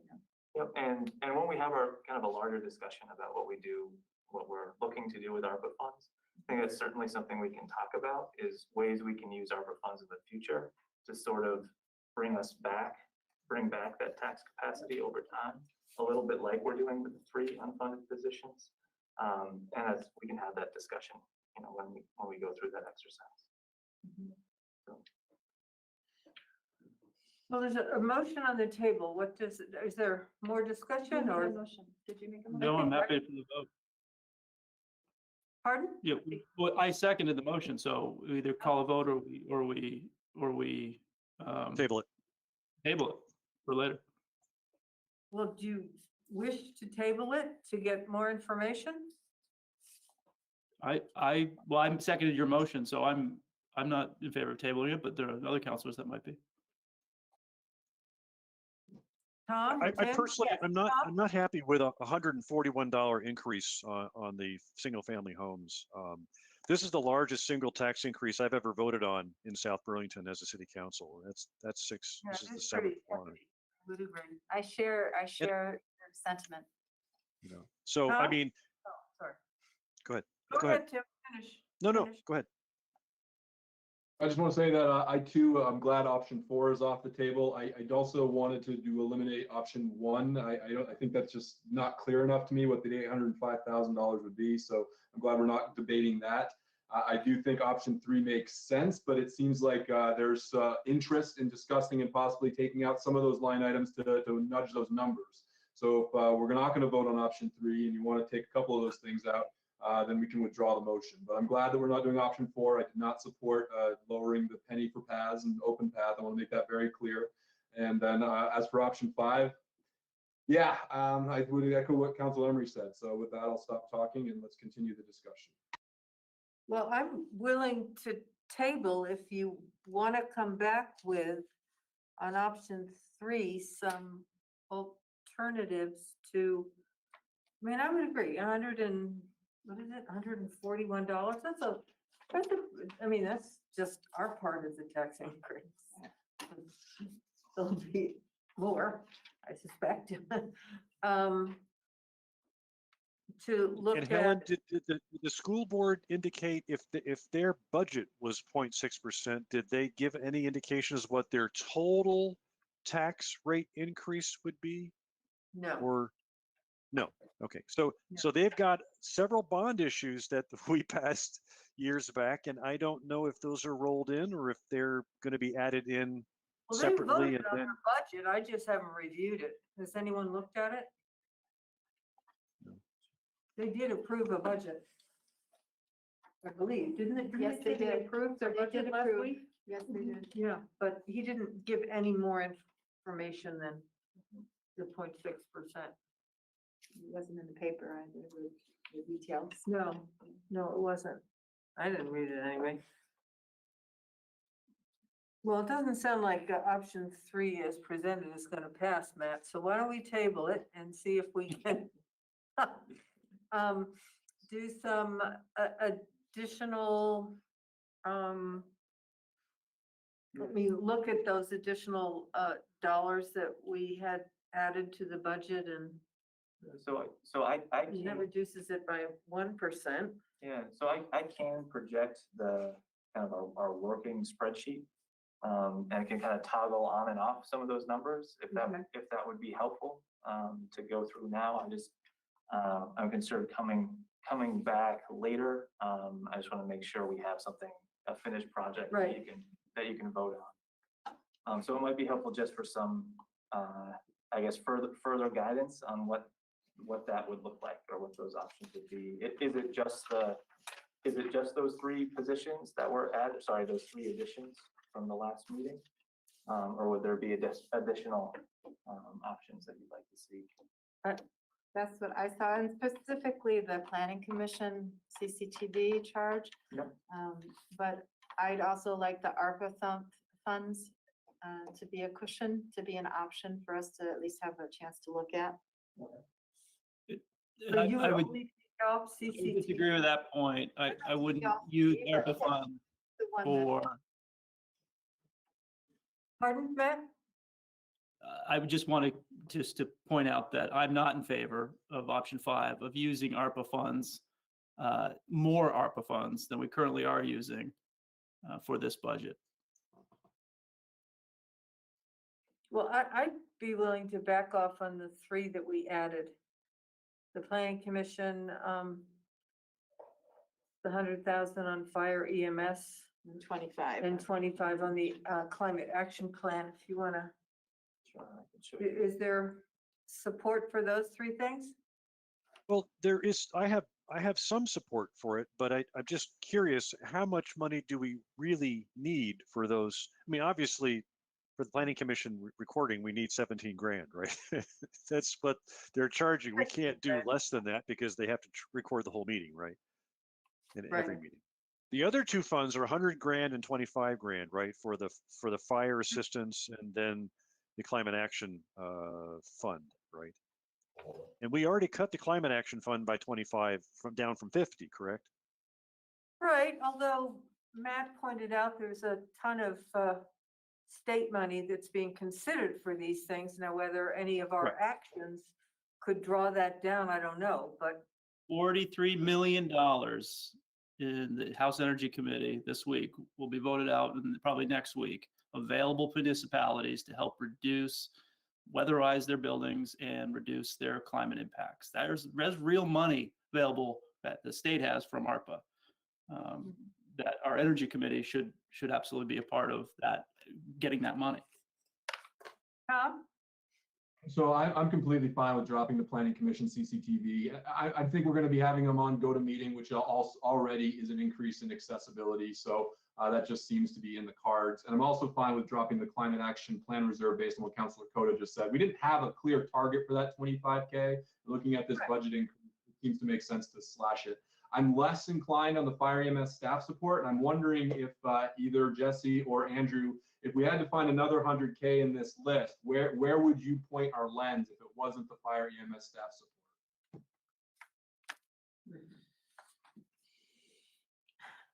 That's a hard question, Tom. That is. It's a good one. Yeah. Sorry, let me. I mean, the paving is something that we already all asked for. Andrew's salary. Yeah, right. Yeah, thank you. What? We did a couple of years ago cut the city center capital reserve fund. So we have dipped into that reserve fund in previous years. That's 110. I'm open to doing that again. I hope that doesn't frustrate Lana, but I feel comfortable enough with the TIF report that she's given that we'll be okay covering our obligations in our planned rollout for the projects that we've approved so far. So I'm open to the city center capital reserve fund, but I could definitely be convinced otherwise. I want to hear from Alana before just cutting it. Call her. And the 100,000 for the fire EMS staff support, I mean, you really don't even know what that's for at this point. Right, we're in active negotiations with the fire department and talks about how to better support them broadly. So when Councilor Chinden made this request before, my request was, if you want to add staffing support funds to the budget, to be very general about it, so we can get through those conversations and identify, in partnership with the fire department, what that specifically should be targeted to. What kind of position that should specifically be targeted to. So I'll just share our out of meeting conversation, Jesse, if you're comfortable with me sharing. No, that I brought up to you. Okay. That I don't know what you're gonna say, so go ahead. Okay. I did look at the National Association, Firefighters Association, I'm not sure, just to look at the numbers. And I did see that and it wasn't recommendations, it was more just what are the numbers? And our town size is below the cutoff of 25,000, which is when they start reporting the average number of firefighters per capita. But starting at 25,000, it's 2 firefighters per 1,000, right? So that would mean we should be in the 30s. And so the question I have is how many firefighters, since we heard our chief say that the Air Guards emergency services serve the eastern quadrant of the city, how many firefighters do they have? And if we were to add those 2 forces together, how many, de facto between the 2 would be serving this community? That's a question I have. If we take the national averages as kind of the best practices, and I'm not even prepared to say that that is the case. All I saw was averages. So I just wanted that to be out there as well as we consider, the needs of our firefighting force. What is our force? 28, I think. 28? We have 29 29, right? firefighters and EMT. We did have we still do have a 30th firefighter that was became our assistant building inspector 2 or 3 years ago. So we're at a total staff, not sworn officers, but we're at a staff of 30, plus the chief. And also in that budget line is Jim, our electrical inspector as well. And do we know how many firefighters are at the Air Guard base? I don't know off the top of my head. The chief may know, but We can definitely find that out for you though. Well, maybe, but that doesn't help us for tonight. No, but I think it's important for us to have those numbers. I certainly, when I hear, people in crisis, I am of course alerted to the need to respond. But I think the need for us includes putting that into perspective and also trying to understand what could be feeding that crisis and how to respond to that. And I am not clear that that has been clarified yet. So I did not see the $100,000 as something that would necessarily be directly providing what the president of the Firefighters Association, what they were requesting. It was more giving our city administration the chance to investigate and to determine how best to use those funds. So it is. Yeah, well, when I look at the other options, I'm not real comfortable with cutting very many of them. I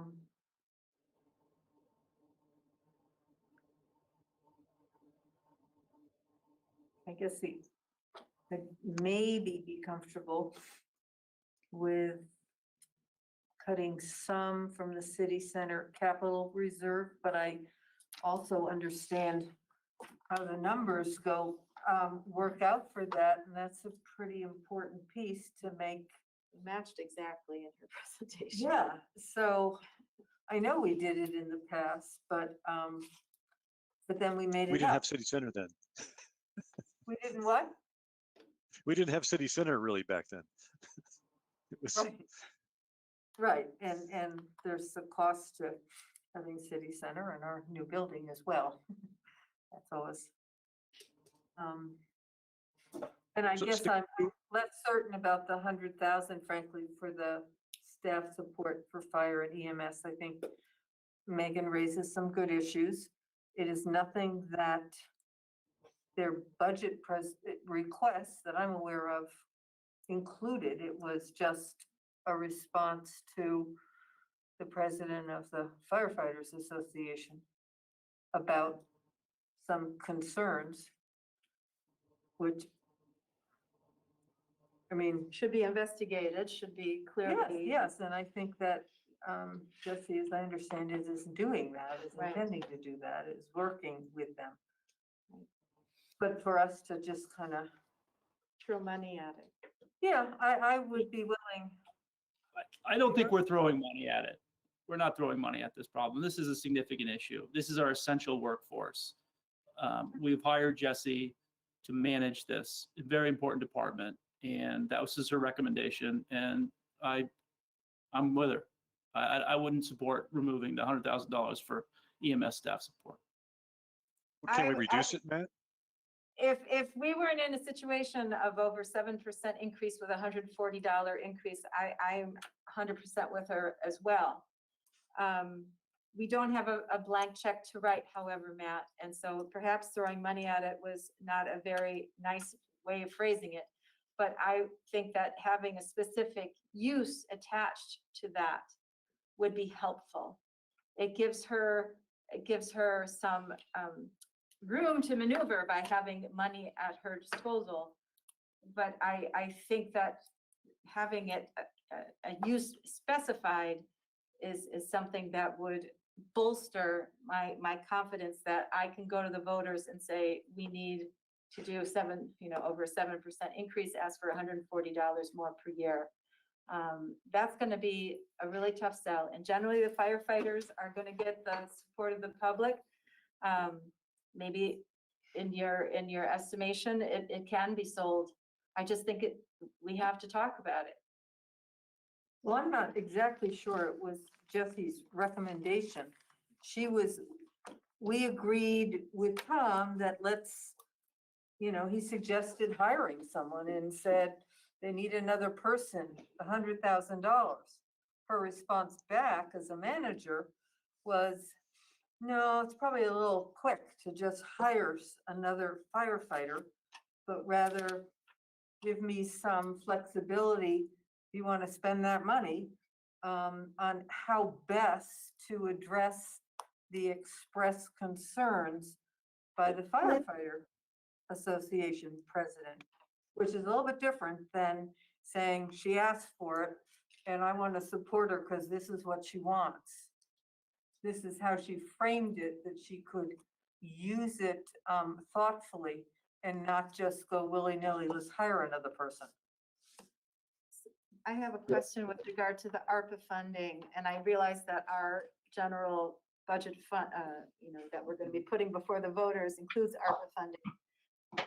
If we were to determine future uses of ARPA funding, would it have to be included in the annual budget to go before the voters? No, the council could decide at any time to allocate ARPA funds throughout the fiscal year. So, and I understand that the 3 positions are in there because that means that going forward, this is what we will need to cover. So if we don't have a specific position in mind here for the firefighter, could the ARPA funds come before the city council or Jesse to say, this is what now that I've been able to study this problem, this is the solution I propose. It would help if I have this amount of funding in order to bridge over to the next fiscal year, town meeting. That's something that could come before the council and we could say, that's a good use of our ARPA funds. We agree, we vote, they have it. Yep. That seems to me to be a responsible way to go forward. Okay, Tom has his hand up. I'm not sure I followed that last point, but I want to make sure that I agree with Councilor Coda and that I fully support keeping the fire EMS staff support in there. I really think we should look at the indoor rec or the city center capital reserve fund to find another $100K if we're really looking to get the overall percentage increase down.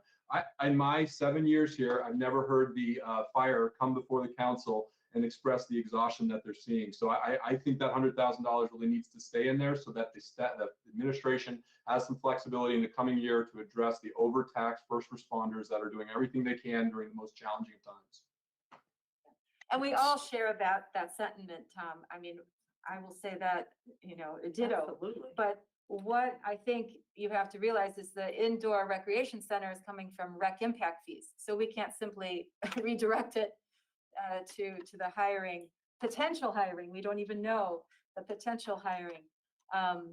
I think that I'll repeat, so, because you didn't hear, what I suggest is that we let the work that Jesse is doing, our city manager is doing currently, in order to determine how to best respond to that extreme fatigue that our firefighters are experiencing. And then if she determines we need to have a new position, and this is between our town meetings, they can come forward and say, we would like to propose that the council adopt this use of ARPA funds until the next fiscal year so that we can hire. We have determined that this is a necessary hire, and that is something that the council can take up. So this is simply a kind of a placeholder for a decision that's still to be made. What I'm suggesting is we wait until that decision to be made and we use those ARPA funds at that moment in time. And then next year, that would be folded into the general fund budget. Well, I disagree with that approach. I'd rather put the $100,000 in this budget so that the fire knows that we've got that money committed to helping them address their staffing issues. And I think that's a better priority than the City Center Capital Reserve Fund. As for the indoor rec, I want to confirm that that is from impact fees, and that couldn't be there because it's on our list to cut. So I assume these were all fungible. But I'm just of a different mind, Councilor. I'm just of a different mind. Yeah, I want happy firefighters too, believe me. But if they I'll be back. pass budget, they're not going to be happy. So I think that we also have to make sure that this budget passes. And I'm concerned by the numbers that I'm seeing, the increase that I'm seeing with $140. So point of order, Chair, what number, do we have a consensus on what we're trying, what's the number we're trying to reduce out of this list? Well, I think we have I don't know if it's a consensus because not everyone is weighed in with concern about the 7.55, but there seems to be a majority who are concerned that that's too high. So we'd like to lower that. My understanding is you lower it 1 percentage point, and that's about $120,000. 1% is 176,000. 176. It's just under 1%. Okay. So I guess that might be a goal.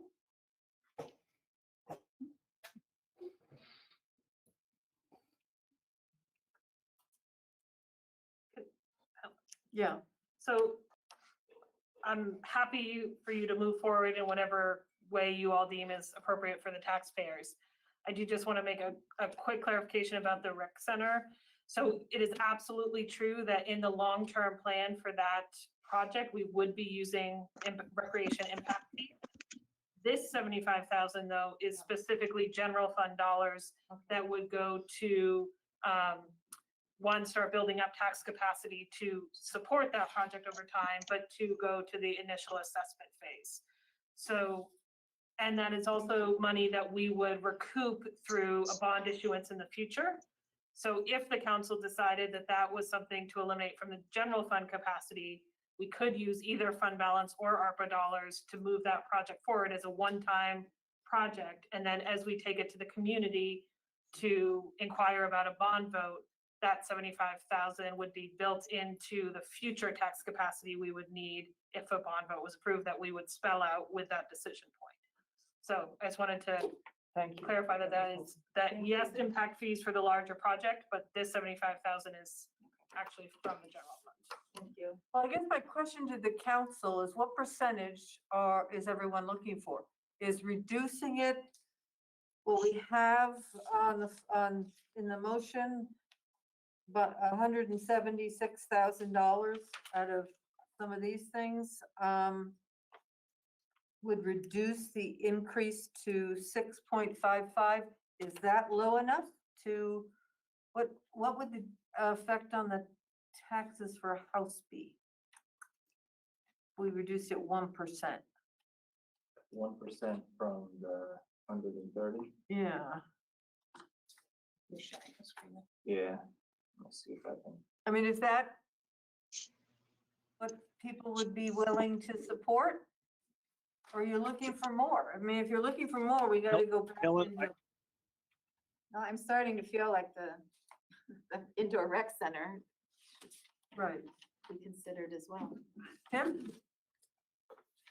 But I was absent for a little bit getting my charging cable from downstairs. So did I miss anything? There are a bunch of pseudo discretionary items in that long list of the $615,000. I liked Megan's idea of letting Jesse move forward with the work to figure out what help that the fire department needs, and then coming to us for requests from ARPA. I mean, that makes perfect sense. Then we can strike the full 100 with the commitment that we will fund whatever it is necessary to do that Right. work and relieve the fatigue and the other issues in the fire department. I fully support the department. I want to make sure that when we are allocating money that, you know, we know exactly what the line item is. And right now it's kind of a fuzzy thing. So if it's fuzzy, it might have more clarity later on as work is done, and then we can pull that money out of ARPA funding. But there's some other line items there. We can get rid of the planning commission recording. We can get rid of the climate reserve fund. We can look at the, you know, city center 110,000 or some portion of it, maybe. I don't want to reduce paving because we need a lot of paving. We still need a little paving. I would look at the rec, indoor rec. I would too. So to answer your question, Helen, Tom, sorry, sorry. Tom's also. sorry.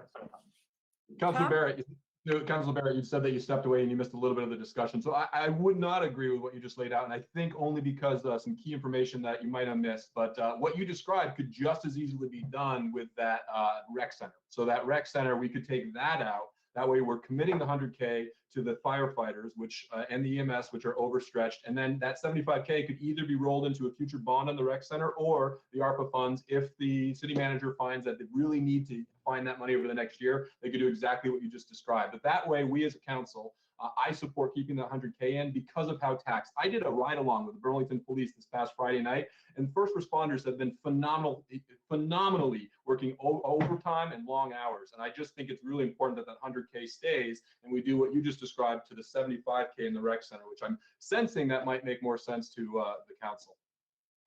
Well, I'm trying to figure at Lost you. 1%, which is $176,000, which lowers the house median. By about $20. What was the number? 23. It will get reduced to 123 and the condo about the same? It would be less. So the 141 house goes to 123? Right, and condo would go to 82. And if we took out And the that rec center, reduces, yeah, we have to find $176,000 to do that. So you could do CCTV planning, you could do climate action, you could do indoor rec. I And then take you- it from the capital center reserve. Sorry to interrupt, Chair Wheeler. I don't know if you were going there, but you could take half from the city center capital reserve fund like we've done I was previously. just gonna say that, Tom. I was working my way down. I mean, that would be another option. Chair, really, I would support that. I do not support removing the fire EMS staff support line item. And I don't support removing paving, reducing paving, but the rest. Oh, I don't either. The ones you suggested, I'm happy to help reduce the tax rate. So Well, can we say that back to make sure we're understanding? okay, The So Planning we- Commission, Climate Action, Plan Reserve Center, Indoor Rec, City Center Capital Reserve, well, not all of it, but enough to make not all it of it, but some proportion. 176, right?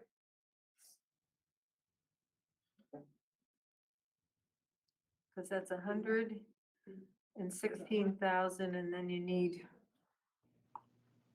60. So the city capital reserve would be cut by $50,000, right? Go from 110 to 50. Or would it be 60? 60. I think it would go down to 50,000. I think it would go down to 50,000. We would only cut it by 50, so it'd be not 860, but it would be 810. Is that right, Andrew? He's doing a lot of math. I'm sorry. No, I got it. All right, so that would be almost exactly 176,000. If we cut planning commission, cut climate action reserve, cut indoor rec, and remove 60,000 from city center capital reserve. Which would reduce that to $810,000. I Right. believe that's true, but I'll look at that.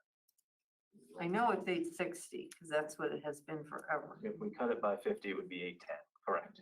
So I come back to the use of ARPA funds. Positions, how about for this $100,000 unspecified? So adding 100,000 into revenue. Right. To lower the tax rate another percent, you're saying? Well, Yeah, almost for- another percent would be like 3/4 of a percent. Or Can, 2/3. can, Andrew, is it possible for you to show the reductions in a spreadsheet on the screen? Because if we don't get this passed, nobody's gonna get anything. And then we gotta go back. And then scratch our heads. And it's gonna be the same tough discussion.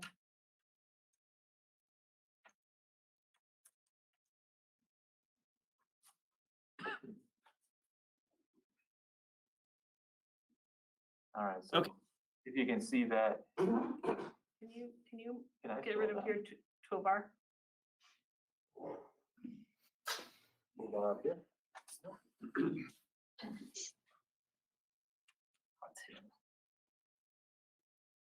So we eliminated 175,000, we cut $175,000 without touching ARPA money, is that correct? Yes. Okay, I'm good with that. Well, I just suggested that we do add ARPA funds for the fire EMS. And so we reduce it $276,000. Which gets it down Or you to, could split the difference. You could leave 50 in for the fire EMS and take 50 from ARPA if needed. We're in the middle of a pandemic here, folks. We need the most flexibility possible for the managers that we hire to be able to bring emergency medical staff and firefighters on staff. we're I don't- not cutting that, Matt. No, that's in there. This is funding it with ARPA dollars. It still would be in there. It would be I 100,000. heard Tim say cut it to 50,000 and I don't No, support no, that. say, cut it to 50, but take 50 from ARPA. That's all I'm saying. That's all. The ARPA money's there. We ARPA is choose how we fungible. spend it. Don't say cut from fire, say add 100 to decrease the tax rate by adding another $100,000 to 275,960. That's a different conversation. Cutting That's what I'm trying to. firefighters. I'm saying, I was like cutting the number, but supplementing with the cut with the ARPA funding. That's all I was saying. Yes, how you get there. The 100 would stay for the fire EMS. The funding for that would be $50,000 from general fund and $50,000 from ARPA. So that would reduce our 176 plus 50, so 220. 226, which is what, a penny and a half? 220, 1.5%. A percent and a half? Less than that. A little less. Yeah, 1.3. Over Three. 6%. 1.3. What would be the annual increase on the house and the condo? So our, So we'd be down closer to, I mean, the ballpark, 6.2% increase overall. Mhm. So I would have to calculate. If I just may clarify, Pardon me? may I Yes. clarify? So to Councilor Coda's point just now, I want to make clear that this moving forward seems to make sense. Seems like we're getting the right number. We're keeping 100,000 for that fire EMS, but then we're also taking another 50 from our available ARPA monies to further reduce the tax burden or the tax increase on our taxpayers this session. But the 100K is staying in the budget. Is that correct? Correct. Yes. Thank you. It's just budgeted from general funds and ARPA.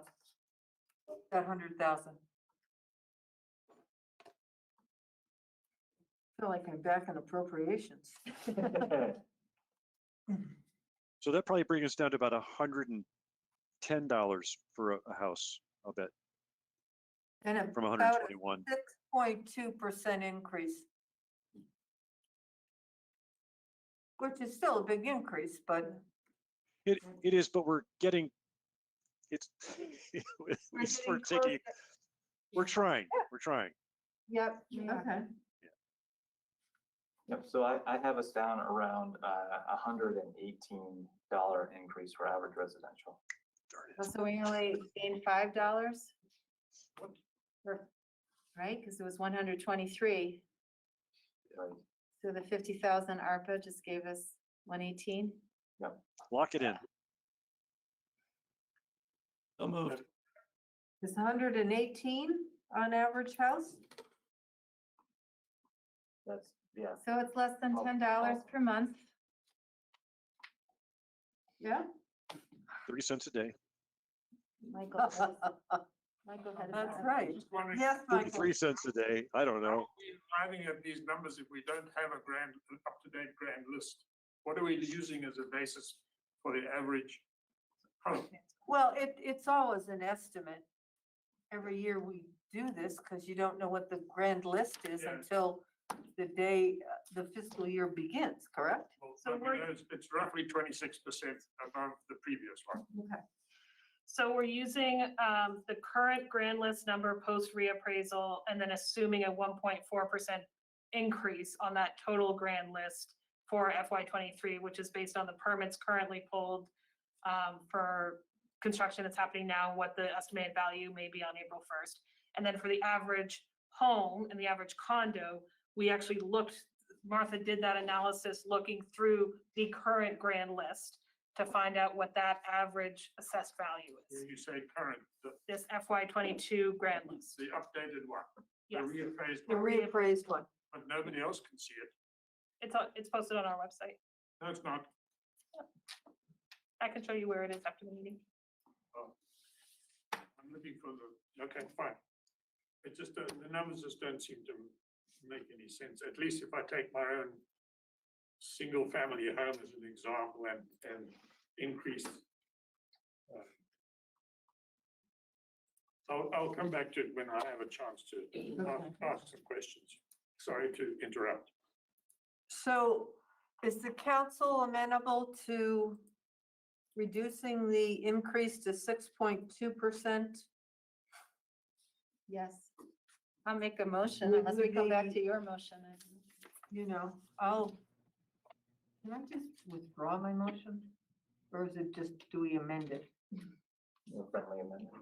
This can be a friendly amendment. Is that Withdraw okay my- with you, Matt, to make this a friendly amendment? Yes, the friendly amendment to my second. Okay. So is it clear to everyone? So I'll screen share again just to make sure. Thank you, Andrew. And what I would ask is that you don't actually approve this as the budget right now. You approve this as direction to us and then table this agenda item for the end of the meeting. Let Andrew go back, not in the stress of this moment, really make sure that the math is correct and bring that back to you at the end of the meeting for final approval. Good advice. Okay, let's do that. But here is the, can you make it just a tad bigger? I think I need new glasses. No, the screen is, where the other room is much nicer. Okay. So the friendly amendment to the amendment to the original motion is to do exactly what Jesse says, which is to direct Andrew to incorporate this. And then for another motion, is that right, Jesse? Or are you saying take a vote on this now for later consideration? Table it now and vote on it later, I think. right? Yeah, I'm saying direct Andrew All right, that doesn't need a motion then. Yeah, This, so I see and what then you're saying. table the whole agenda item to the end of the meeting and take a final vote at the end of the meeting. You actually have to take a series of final votes because you're also gonna have to And, do the warning. and so what this doesn't reflect though is the $50,000 from ARPA funds. that get Yes, can you, in to the column E, can you just add 50,000 ARPA just as a comment? So we know that Yeah. it's still the full 100? Yeah. But then needs we're on both sides. sure that it's $100,000 for the staff support Thank you. Because Yeah. that's our intent, and I think you understood it that way, but it just wasn't on this piece of paper. Good. Okay. Thank well you. then, We'll table this till the end of the meeting. Great. Is that okay? Any other comments or questions about the budget? Okay. Moving on to, Was that questions from councilors or questions from the public? we can do questions from the public. Do you have one? I had one or two. All right, would you come to the table so everyone can Yeah. see you, Michael? Yeah. Thank you. Yeah. I'm looking at option 3 spreadsheet that Andrew's produced. And before you made the reductions now, the general fund increased by 6.5% or 6.55%. And the pennies for paths and open space funds went up by 30%. Now, when the public sees that, they get a bit of a shock. But the numbers are different. It's 1.7 million on the general fund, and it's 190,000 is 0.6% of the general fund budget of 28.5 million. So people like me who read it first get a bit of a shock. Yeah. But I think most residents aren't going to dig into this budget. They don't have the time or the inclination or the understanding to do so. So I think that I'm asking the council in the future to have some sort of public outreach or public meetings in which the proposed budget is explained in layman's terms that everybody can understand, and not just talk about percentages. Oh, we went from going up 30%. It gives the wrong impression, I think. And Andrew can correct me if I'm wrong, but the actual tax rates in 2020 and 2021 were higher than what we're proposing now. The value of homes is higher too, so the dollars go up. In the old prior grand list, about 2/3 of residences, condos, homes, residential, were $300,000 or less. So I've made an assumption that since I was told the new grand list is about 26% up, I took a $300,000 home, added the 26%, it's 380,000 now, and the additional tax came out something like $16 higher than before. But obviously that's not the right calculation, because you said it's originally 141, now it's 123 for a single family residence. What's the basis on which that 143 or 126 was based on? What's the value of the average value that you're using? So the average value we got from our city assessor, and currently average residential we have at 432,720. Average condo 289,865. It's higher than I expected, but if that's the way it is, so be it. But really, I think it needs to be pointed out to people that the 190,000 additional funding for open space and penny for paths is really quite a small percentage of the general fund budget, 0.6%. So it's getting this across to the public that's important, and not getting them into a huge panic that they're going to go broke. Oh, one last thing. I was told that to put something on the deadline for getting something on the March ballot was January the 13th. Is that correct?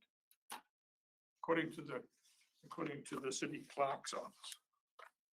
I believe that is correct from a petition standpoint, but Donna would have to Not from a council standpoint. correct. Okay. That makes it clear. Thank you. Helen just had to step out, so I am just gonna be sitting in for a minute here probably. You have one other member of the public. Oh, yes, I'm sorry. It's a Bob. Yes, Bob, please, go ahead. Yeah, I just want to support what was just said. I think the presentation was a little bit too skimpy. It ended up kind of biasing the reader because you see, boom, 30% increase on the 2 pennies.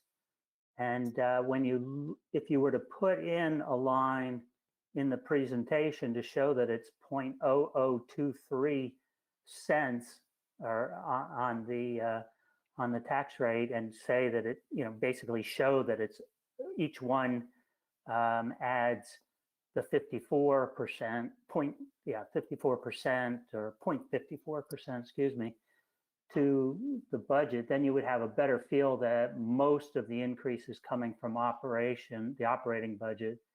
And even though the percentage increase in the pennies is high, the impact on taxes is fairly low. So it'd just be better to show what that impact is, say on both, the operations budget goes up this much, and each of the pennies is impacting the house, the average home's taxes by so much. I just so concerned that this, if you just send the format of the 6 choices that were, or 5, excuse me, scenarios that were sent out without having all that those extra lines, you just think that the pennies create such a big impact when they really do not. Thank you. So how would that appear in the budget book, Andrew? So- Sorry, I should be seeing now Helen, she's back. There's a few different ways we can highlight this in the budget book. My intention was, the format we have and how this has previously been approved, budgets have previously been approved with this built into the general fund. I think that we need to maintain that from kind of what our formal obligations are under the charter. But as far as what we do to illustrate this particular point, of this is what the actual difference in operations is from one year to the next. My intention was to include that as well, highlighted in sort of the manager's section of the budget book. So I think we can have that and illustrate it as clearly as possible, because it is, it's not, we want to make sure we're comparing apples to apples, because it is a confusing point this year on this budget. And hopefully we won't have to deal with this ever again now that we're removing it. Well, not for 10 years. Right, Yeah. not until the next reappraisal. Yeah, right. So that is my intention, to illustrate this as clearly as possible. And I think showing that apples to apples comparison is important. Okay, any other comments from the public? All right, so we've tabled this and we'll be back, you will be back later to deal with this. Let's see. And we are just about on schedule, so that's good. Okay, item 9 is considering a request to place an adult cannabis retail sales ballot item on the 2022 town meeting day ballot. Yes. So at your last meeting, you received public comment from Shane Lynn, who is here again tonight, to place this item on the ballot for town meeting day. This is specifically under state statute. In order to locate a commercial retail cannabis location in a community has to affirmatively vote on such a thing. So he has made that request. It is now before you as an official agenda item. The night after your last council meeting, the Economic Development Committee met. It was also not on their official agenda, as it had already been warned, but Shane did have a conversation with the Economic Development Committee. Since it wasn't a warned item, they couldn't take a formal vote, but just an informal straw polling where they arrived at was that ultimately this is a community values decision, and the only way to figure out what the community wants is to put it on the ballot. So they voted, or they straw poll voted 3-2 to give the voters the option of what they want to do. And now it's before you tonight. This is your last chance to consider it. If you decide to move it forward, we've given you some proposed language that the city attorney has vetted. It will be, you should vote on that tonight, and then also vote on the warning that includes that language. So I guess I would start and just express certainly some disappointment with the Economic Development Committee. We tasked them with looking at the economic impact, not the value statement about cannabis sales in the city. But I thought they were going to look at, so what is the tax implication? What is the economic effect on our community, and be able to report that to us? And they didn't do that. This was probably a year ago, and I understand why they put it off for a while, because the state cannabis board hadn't set up the rules yet. So it was a little hard, I think, for anyone to determine exactly how this could take place, and even what the economic benefits, if any, would be to a community. But it seems as if, I guess one of my concerns, I don't think it's just a values issue. I think I see this as potentially being a positive economic boon, if you will, to the community. But maybe not. Maybe that's really overblown. And I'd like to know that as a piece of the information going forward before I would make a decision. But that's, I'm open to other comments. I'm just disappointed. I had thought that they would do some of the legwork, be able to give us some of the pros and cons, and then the council could move forward in a kind of thoughtful and informed way, versus here it is, and it's a values judgment of some sort. And I think there's more to it than that. Matt? I agree with you on most of your points, Helen. It is more than just a values judgment. I think there'll be a time where we have this vote. I think it's an important vote to have. It's an important discussion to have with the community, not only with business interests, but with law enforcement, and with our friends and neighbors. I look forward to a time where we have this vote. I'm not prepared to vote for it in this ballot, and I won't be voting for it to be put on the March ballot. Okay, well, I agree with you. I think it's a little quick. Tim?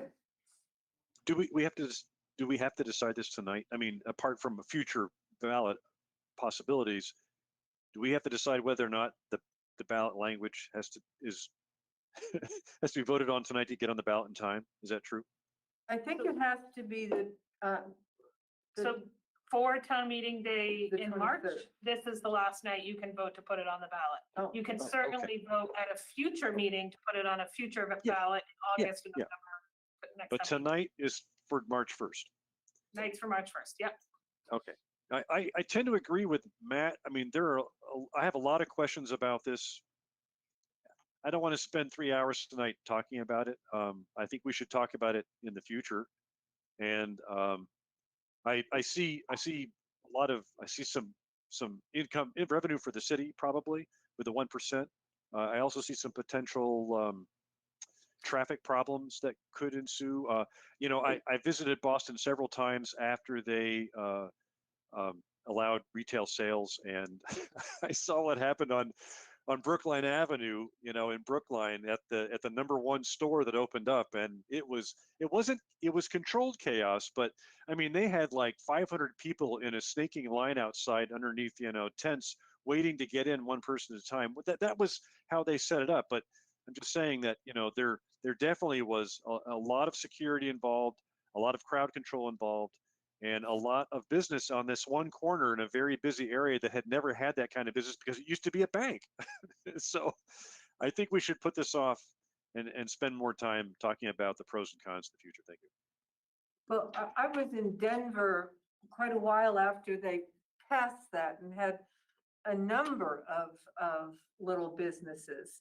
So I think you can get past that line snaking around the neighborhood and the traffic control, but I think it does take time because in downtown Denver, there were a lot of little stores, so it wasn't just one place you could go. But I think that's a real important aspect to understand for the community. And I totally agree that we need to get input from law enforcement around this. And I'd just like to have some kind of hard numbers or about what the benefits might be economically and otherwise. Matt, no, Tom, you have your hand up. Yeah, I agree with Councilor Coder and Councilor Barrett, but I'll go one step further and say that I, as one councilor, would be ready for like the August ballot or even at the latest, the general ballot. I think there's enough people that would want to weigh in on this. We should put it before the voters. But I think doing it right now would not give law enforcement enough time tonight to hear from them before we make this decision, and also the SBBA. So as much as economic development would be great for them to warn it and take an official position as our committee, I think since this is a commercial aspect, I would love to have the SBBA have ample amount of time leading up to either the August primary ballot or the general election to take a stand on this and to weigh in the conversation. Okay, Megan? Add my voice, and sorry, I did not get to return your call. It was a long work day for me, but I too think that this community needs more time before we put it on the ballot on March 1st, which is right around the corner. I appreciate that you've given a lot of time thinking about this already. We just haven't. And I think that this community needs some more time. In addition to law enforcement, I think that there should also be health professionals included in our discussion. We've had one recommended to us. And I think that it just would benefit the public to have more time. And we have, as people have said, 2 more elections coming up this year. If I can respond to that very quickly, I do want to just acknowledge the constituent question and council interest as well. I did reach out to UVMMC to provide Dr. Runyon or another professional to testify, and given their staffing at the hospital right now with COVID, they're not using doctors' times for this right now, but they would be willing to do that in the future. Okay, thank you. Michael? I understand that cannabis is still a controlled substance as far as the federal government is concerned. Correct. That would mean that banks can't do business with a retail outfit. So I think that needs to be something that we need to solve as well. Business accounts with a bank. You can do it? Yes, we can. I think initially they couldn't. That was one of the issues. That, We've had a bank account for 9 no, years. not you initially. I meant Colorado, like Yeah. the state to do it. It was general that banks were afraid of doing it because of federal law. But so I think those are things that would be good to find out and know and have those questions answered. And not just, let's, put it out there. And I don't know what the vote would be. I'd rather have an informed vote. Yeah. Would you like me to come in to another meeting then and answer questions into all the questions that you have? I think we should have a public hearing and have the different groups or organizations present. So, and you certainly would be one of them. So yes, this isn't the end of the conversation. I think the gist of the council's thinking is that this is just too fast.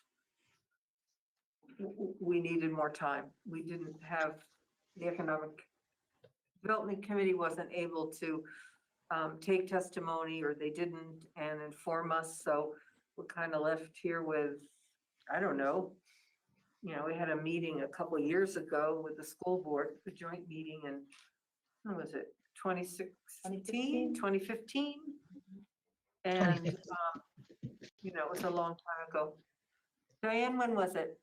2015? December 8th, 2015. 15, right. So, So yeah, I think there's a lot of legwork to do. Would you like to make a comment, Diane? yes, I just was going to reference that meeting. So on December 8th, 2015, at a steering committee meeting with your school partners, Colorado officials were Skyped in, and it was a public hearing, and a lot of different perspectives were shared from school folks and city, municipalities. And I think that it's really important, that it's 6 years later, what's changed, an opportunity for the community to weigh in, to hear a number of perspectives on the potential implications on city and school operations, health and well-being, economic development, just a number of things.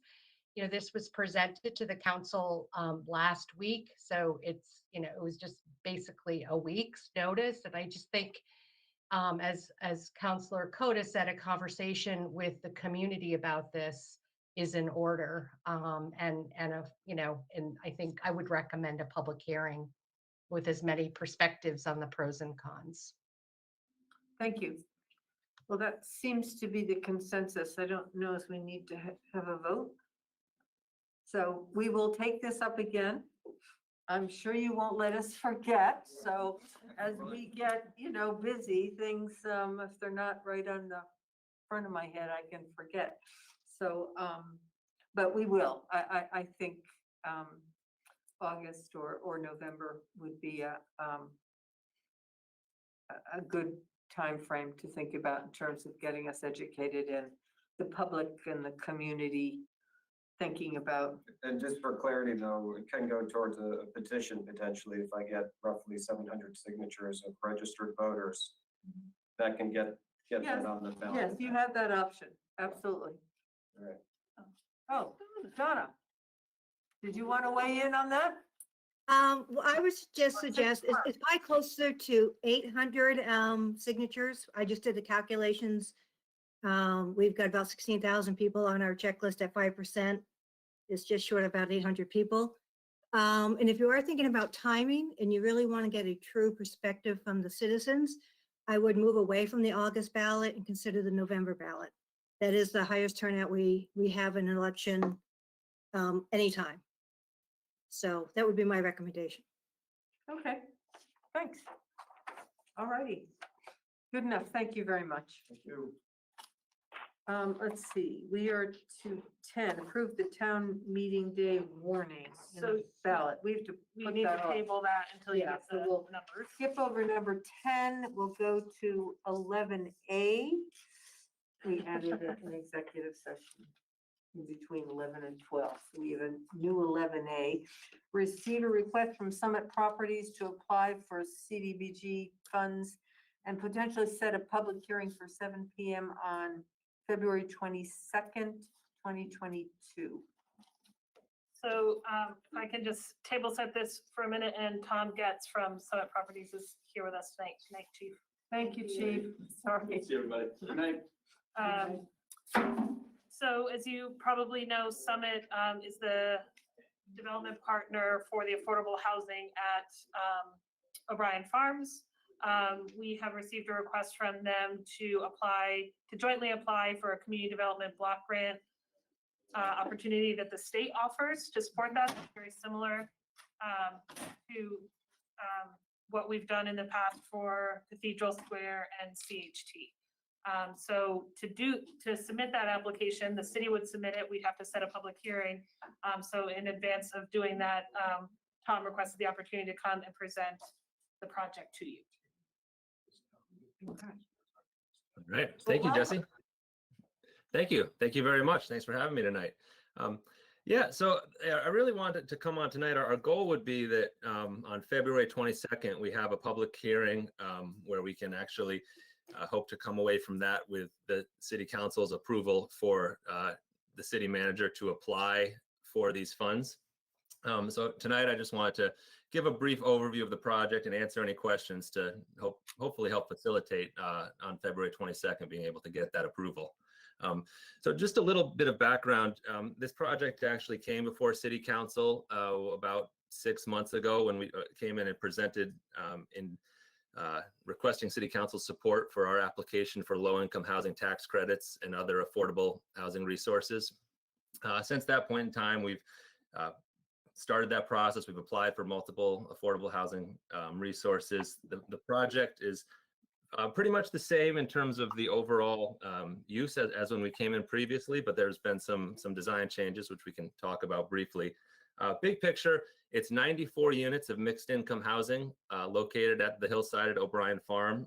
It's 2 buildings, 47 units each, a total of 71 affordable and 23 market rate apartments. The 71 affordable units are permanently affordable under the low income tax credit program and serve a full spectrum of affordability between 60% of area median income all the way down to 30% of area AMI. And then 20 of those will be set aside for the homeless and at risk. So it's a full mixed income community.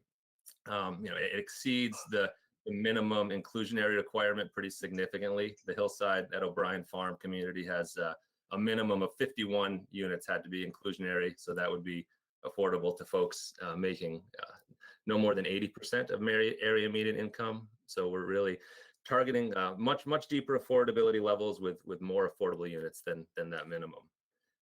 So in your packets tonight, I did include just a few photograph or renderings of sort of the plans, and I don't think I can pull those up, but if you want to take a look, I could sort of show you the overview. It's lots 10 and 11 at the hillside at O'Brien Farm, and the 2 renderings.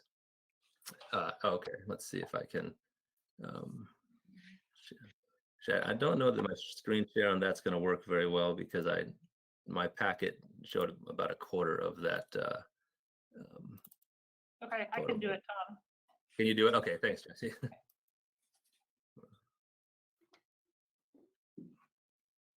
I'll just give a little verbal description while Jesse pulls that up. So it's lots 10 and 11. These are the next phases at the hillside at O'Brien Farm.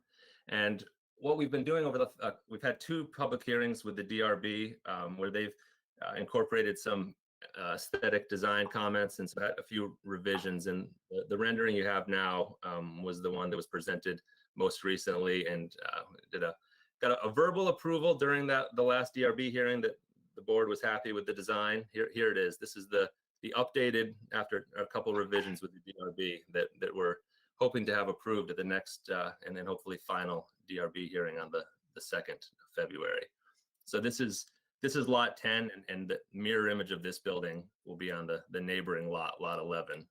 So there's community space, a gym in the corner, nice mix of studios, 1 bedrooms and 2 bedrooms, on-site office, underground parking.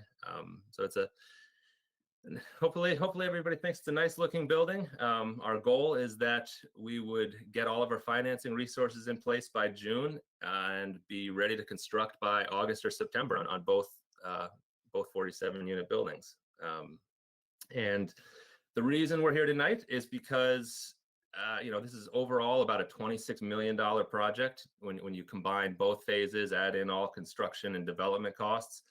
And I mean, geez, we just built a 45 unit building pretty similar in Winooski and finished that in August, and already costs have increased 15 to 20% even since that time. So that $26 million, it's a big chunk, low income housing tax credits and permanent debt, but there's these soft sources that are really essential to make this work. And that is what this VCDP, the Community Development Block Grant application is for. We're going to be requesting $1 million of VCDP funds to help fund that sort of final gap to get us all the resources we need to make this happen.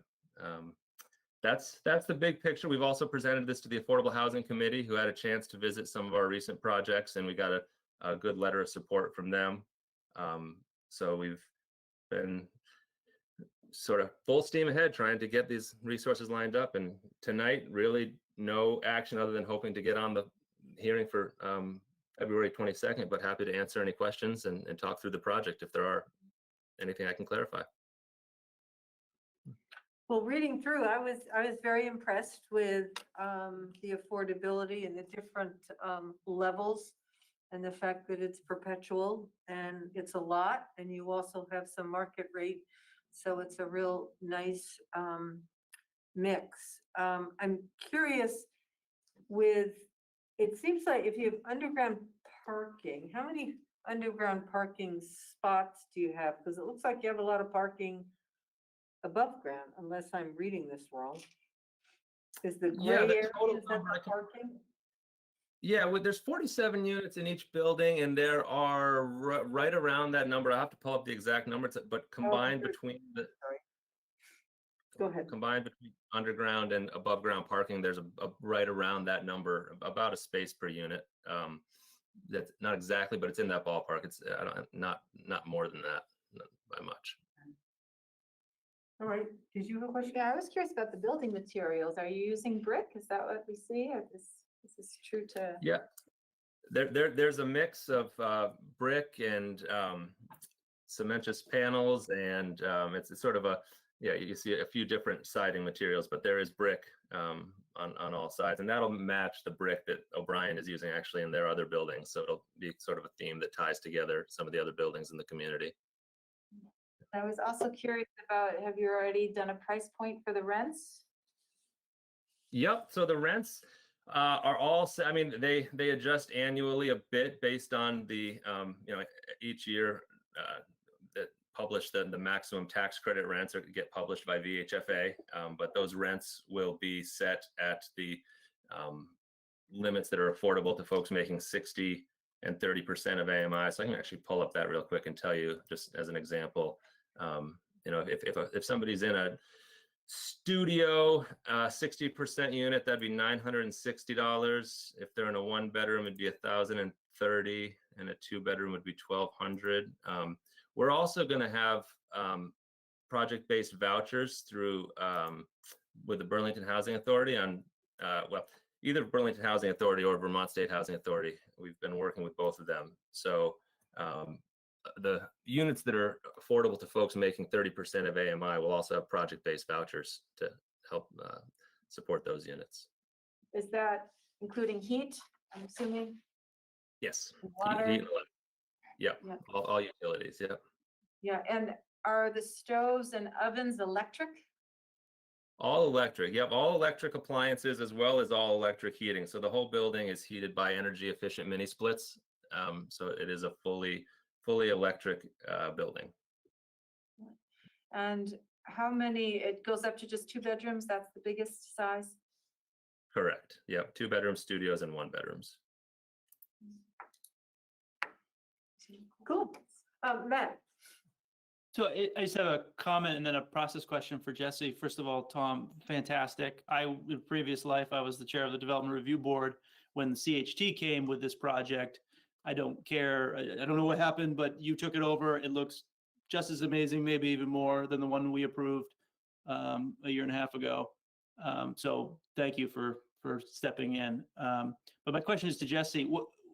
You're wanting our support, or Summit wants our support for a community development block grant, which is great. You'll have mine. But we have to have a hearing first before it. Is that the process? Is that my understanding, Jesse? That is correct. So for the city technically is the applicant for this community development block grant. And one of their grant requirements is that we hold a public hearing in advance of the application. So if the council wants to support this tonight, the vote would be to set a public hearing for February 22nd at 7 p.m. To consider a CDBG application for Summit Properties. Right. Well, I certainly would make that motion that we hold a hearing on February 22nd. Second Okay, it. I'll second it. Yeah, everyone will second it. Thank you, Matt. Tom, did you have a comment or? Just wanted to second it, so it sounds good. Okay. I have one question. Do you have any plans? I know I've read and heard that somewhere on this property, O'Brien Brothers are considering dog parks. And I wondered if there were any that were close to these two buildings. Yeah, there is a dog, and I don't have that overall site plan that I could pull up, but there is a dog park in the future phase that is planned, and I can talk to O'Brien about exactly when the date they think that will be built. But yeah, there are, and they're coming in on master plan approval for their next phases of multifamily as well. So the rest of the infrastructure is planned to be built out with things like the dog parks and other aspects of the community. So I think with that many people, that would be important. I mean, I'm assuming you're going to allow dogs or pets.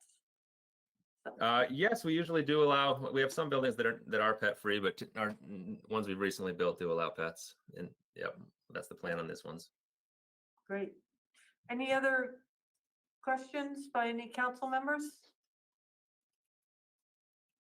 Maybe the great plan with really nice amenities. Yeah. Yeah. Any discussion of a GMT about a bus line? Coming into the community at this point, no. Although that is sort of a continuing one that we've been pushing with O'Brien, is that as soon as there's enough people there that we want to advocate and show that need. They haven't approved any in advance of these properties being built, but that we were going to continue to advocate that once there's enough folks in here and that the bus should be coming in. Thank you. Yep. Great. Paul Connor. We can't hear you, Paul. You're not muted. You're not unmuted. Paul Connor, Director of Planning and Zoning. I was just going to add to Councillor Emery's question. Part of the design of this neighborhood is to have a direct roadway and pedestrian connection right from these lots 10 and 11 right down to Kennedy Drive where there is transit service. And that's a very intentional design to make sure that the entire neighborhood is served, knowing that it's challenging for Green Mountain Transit to add parallel routes, and knowing that Kennedy Drive is already a significant route. And of course, about 2.5 blocks away is also Williston Road, where there's another route. So we're pretty excited by that access. Yeah. If I could just Go ahead, follow yeah. up. I know that there was some discussion about that Route 11, that's my bus, and it only does a circle. So the question was also, would it, have potentially a different route for Route 11, the bus route to go also west on Kennedy Drive. So that, yeah, it's still very attractive. I don't mind this. I don't mind the circle myself, but I was just curious what the discussions had been. And that would mean crossing Kennedy Drive, which in itself is. Well, there's going to be a new signal at this roadway to allow for pedestrians to cross to both sides of Kennedy Drive as well. Good. And there is one on Kimball Avenue too, because I race across Kennedy Drive a lot in my walks. Right. Okay, so we have a motion, it's been made and seconded, I believe, to hold a public hearing for 7 p.m. on February 22nd, 2022, to consider a request from Summit Properties to apply for CDBG funds, or for the city to apply for them on their behalf. So you ready for that vote? Yep. All in favor signify by saying aye. Aye. Aye. And none opposed. So thank you very much, Tom. We look forward to that hearing. Thank you. Appreciate your time. You are most welcome. Have a good night. Oh, Michael, I'm sorry. Not on this subject. Oh, okay. I'm moving on. I'm wondering that since the budget now has not changed the funding for the open space and pennies for parts funds, Correct. is the proposal to have a ballot item? That would be moot. I mean, we wouldn't need it. That's off the That's table. gone. Yes. Will there be any other discussion of this subject of funding these two important funds tonight, in which case I will stay. Otherwise, I'd like to go To home go home, yeah. and relieve my wife from her puppy duty. Oh, yeah. How is that puppy doing? I don't think that will be discussed further. Does anyone on the council intend to bring up? Yeah, no, I don't see any. So I think you can go home. And what did you name your dog? Desi, after Desi. Desmond Tutu. Oh, nice. Okay. We'll enjoy him. All right. Thank you. Thank you. So we'll move on to 11B, which is, so, does Tim have them? So the agenda item is a request to consider updates to the land development regulation draft that you will hear on February 7th. We recommend the first part of this session be held in executive session and then return to the public if you choose, or return to the public and you may choose to take the track. Would you like a motion? Yes, please. I move that the council make a specific finding that premature general public knowledge of the confidential attorney-client communications made for the purpose of providing professional legal services to the council would clearly place the city at a substantial disadvantage. Second. All in favor? Aye. Aye. Aye. It's unanimous. So I now move, go ahead. Okay, I now move that the board enter into executive session with the city attorney for the purpose of discussing confidential attorney-client communications made for the purpose of providing professional legal services to the council, inviting in Jesse Baker, Andrew Bolduc, Colin McNeil, and Paul Connor into session with the city council. Second. Any discussion? All in favor, signify by saying aye. Aye. Aye. Okay, so And we we have will, a separate Zoom. Matt's probably, he'll be here. All right, so I don't need to move to come out of executive session, but we do have, what, a motion to approve that language? Yeah, it probably makes sense for that to be read, just into the record, as there was no prior Okay. portion of it, so. All right, let me see if I can find it. There we go. Make sure I have the latest iteration. The So I latest guess- iteration is in the email, Yeah. the last yeah. email at 9:18 p.m. Righto, okay. So I guess I'll move that we amend the draft LDRs. Which section? Does it say? I don't know exactly where we amended, you know. Colin, are you back? Councilor Dakota said he wasn't sure which section it was, section 3. Do you know what the language is, Councilor Dakota, to make the motion? I have it in front of me. I have the language. Yeah, I do too, but I didn't know Okay. what Where? exactly section of the Feel free. LDRs you were amending, and I think that Section needs to be 3 part point, of the. it's section 3.04H. And we're agreeing to add this to the habitat block and habitat overlay district map. Okay, habitat block. And. yeah. All right, want me to make the motion? I move that we further amend, I guess, the draft LDRs in section 3.04 sub H. And as well as in the habitat block and the map, the habitat connector overlay district map.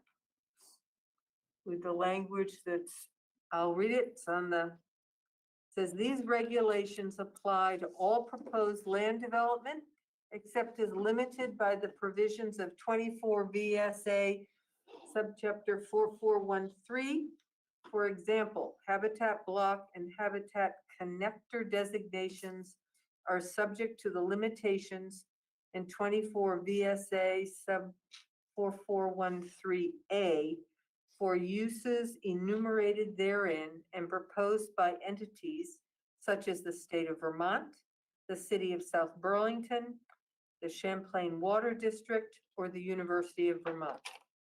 This subsection is intended to provide notice of existing limitations on these regulations and is not intended to impose any limitations beyond those already imposed by 24 VSA sub 4413. This language is repeated on the habitat block and habitat connector overlay district. So is there a And second? Chair, and Chair, really, I'll just add one thing in that on the version that will appear on the habitat block and habitat connector overlay district map, Yes. the last section, the last sentence of that language will be amended. The language that will appear on that map will say the language is repeated in section 3.4H of the regulations. Oh, right. So it's referencing back. So you have the whole circle. Okay. Right. Thank you. All right. So is that seconded? Did Matt, you seconded it? Yep. Yes. With that slight correction. Okay. Mhm. Is everyone ready for the vote? I'll call the roll. Matt Coda, Yes. Thomas Chittenden, Aye. Tim Barrett, Nay. Megan Emery.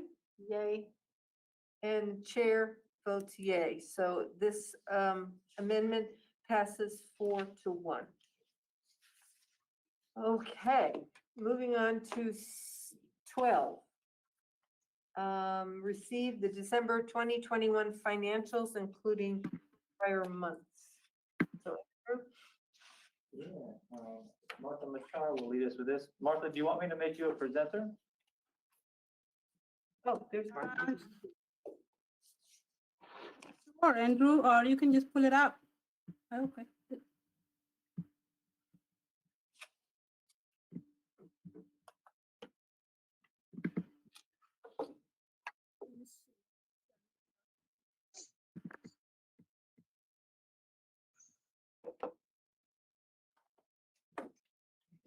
Hi, Martha Machar, Finance Officer.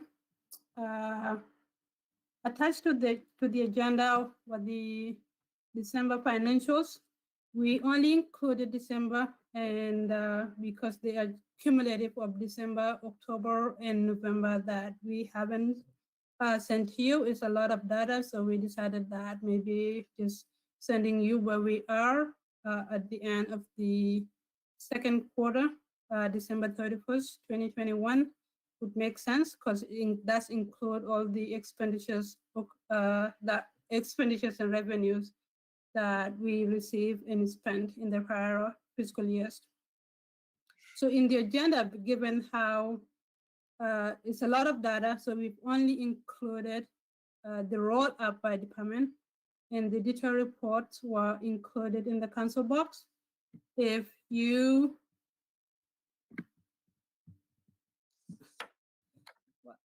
needed me to send them to you, if you haven't had time or access to the detailed report, I'm happy to share them with you. Also included in the agenda were narratives from the department heads detailing where each of the department is currently in the expenses and also in the revenues that were budgeted for FY22. But overall, in aggregate, we are consistent with prior years spending and revenues received as well. Right now, we are at 37.3 in expenditures, which is consistent with our prior years, and the revenues are also consistent with where we have been this time in the years, which is at 60%. I'm sure you probably had time to review the narratives and also look at the expenses, but if you looked at what is currently included, I think I will just share the Excel. So I just wanted to point out that in the revenues in aggregate, we are good, but some of the department might show that we are a really small, small percentage. One of the department is the city manager. And if you look at the city manager detailed report, a lot of the revenues that are showing as not received are internal transfers within the city. A lot of them are for through enterprise funds, stormwater, water, and wastewater internal transfers that we haven't been made yet, but we will make them as we go through the year. But that is the only department right now that is showing 8% receive revenues. I just wanted to point that out, but overall we are pretty consistent. It's a lot of data to go through. That's why we've given you only the roll-up numbers. But if you have questions, happy to answer. Are there any questions? I thought the report was really complete. It was good, reading the narrative and then going to line items, and it's like, oh, that one's high. I know why, though. Any questions?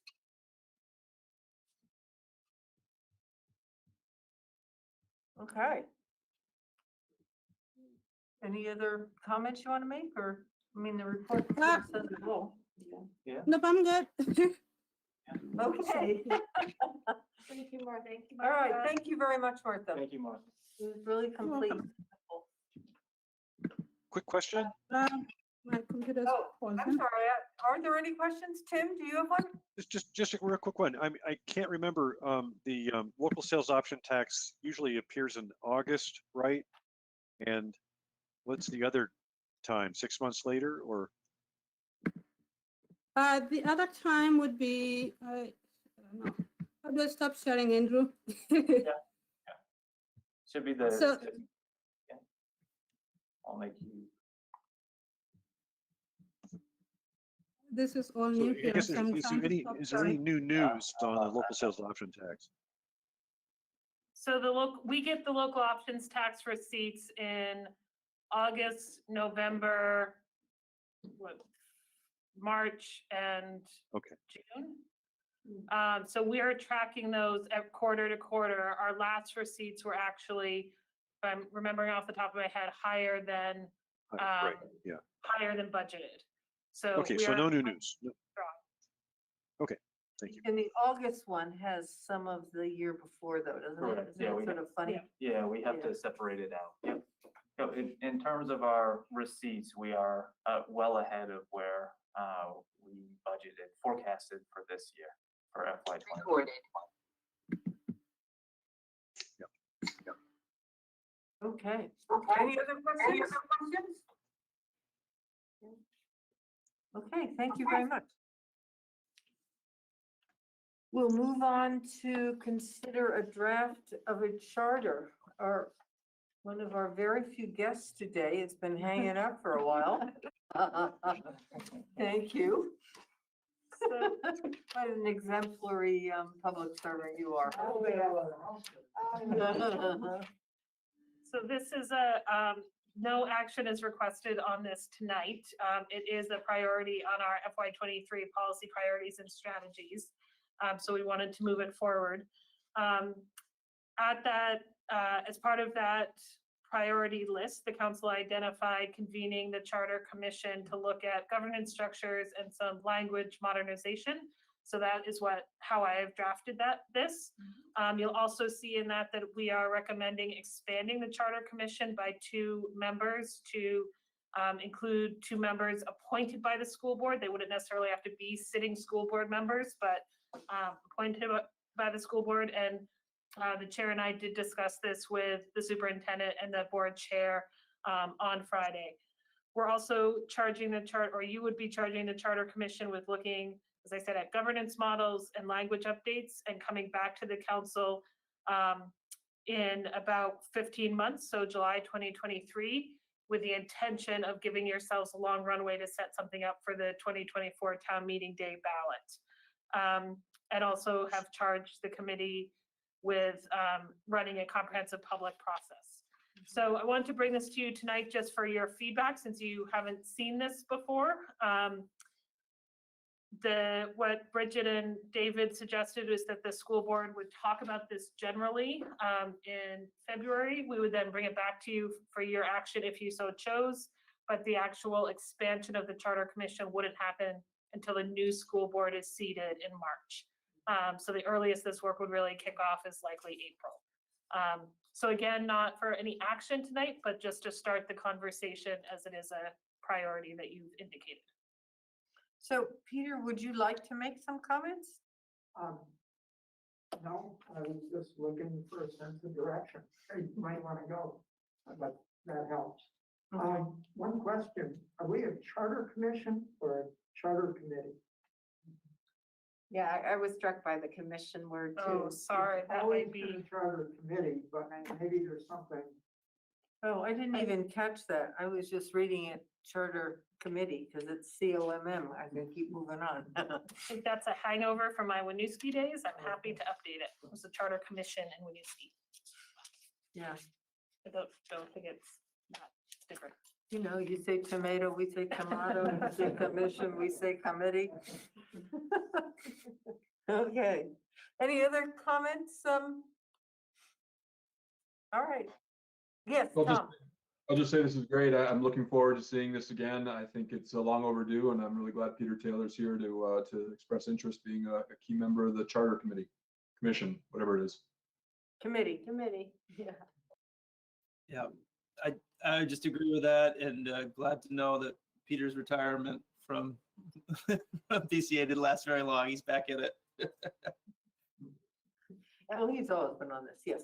Are the language changes the same language changes we did back in 2007?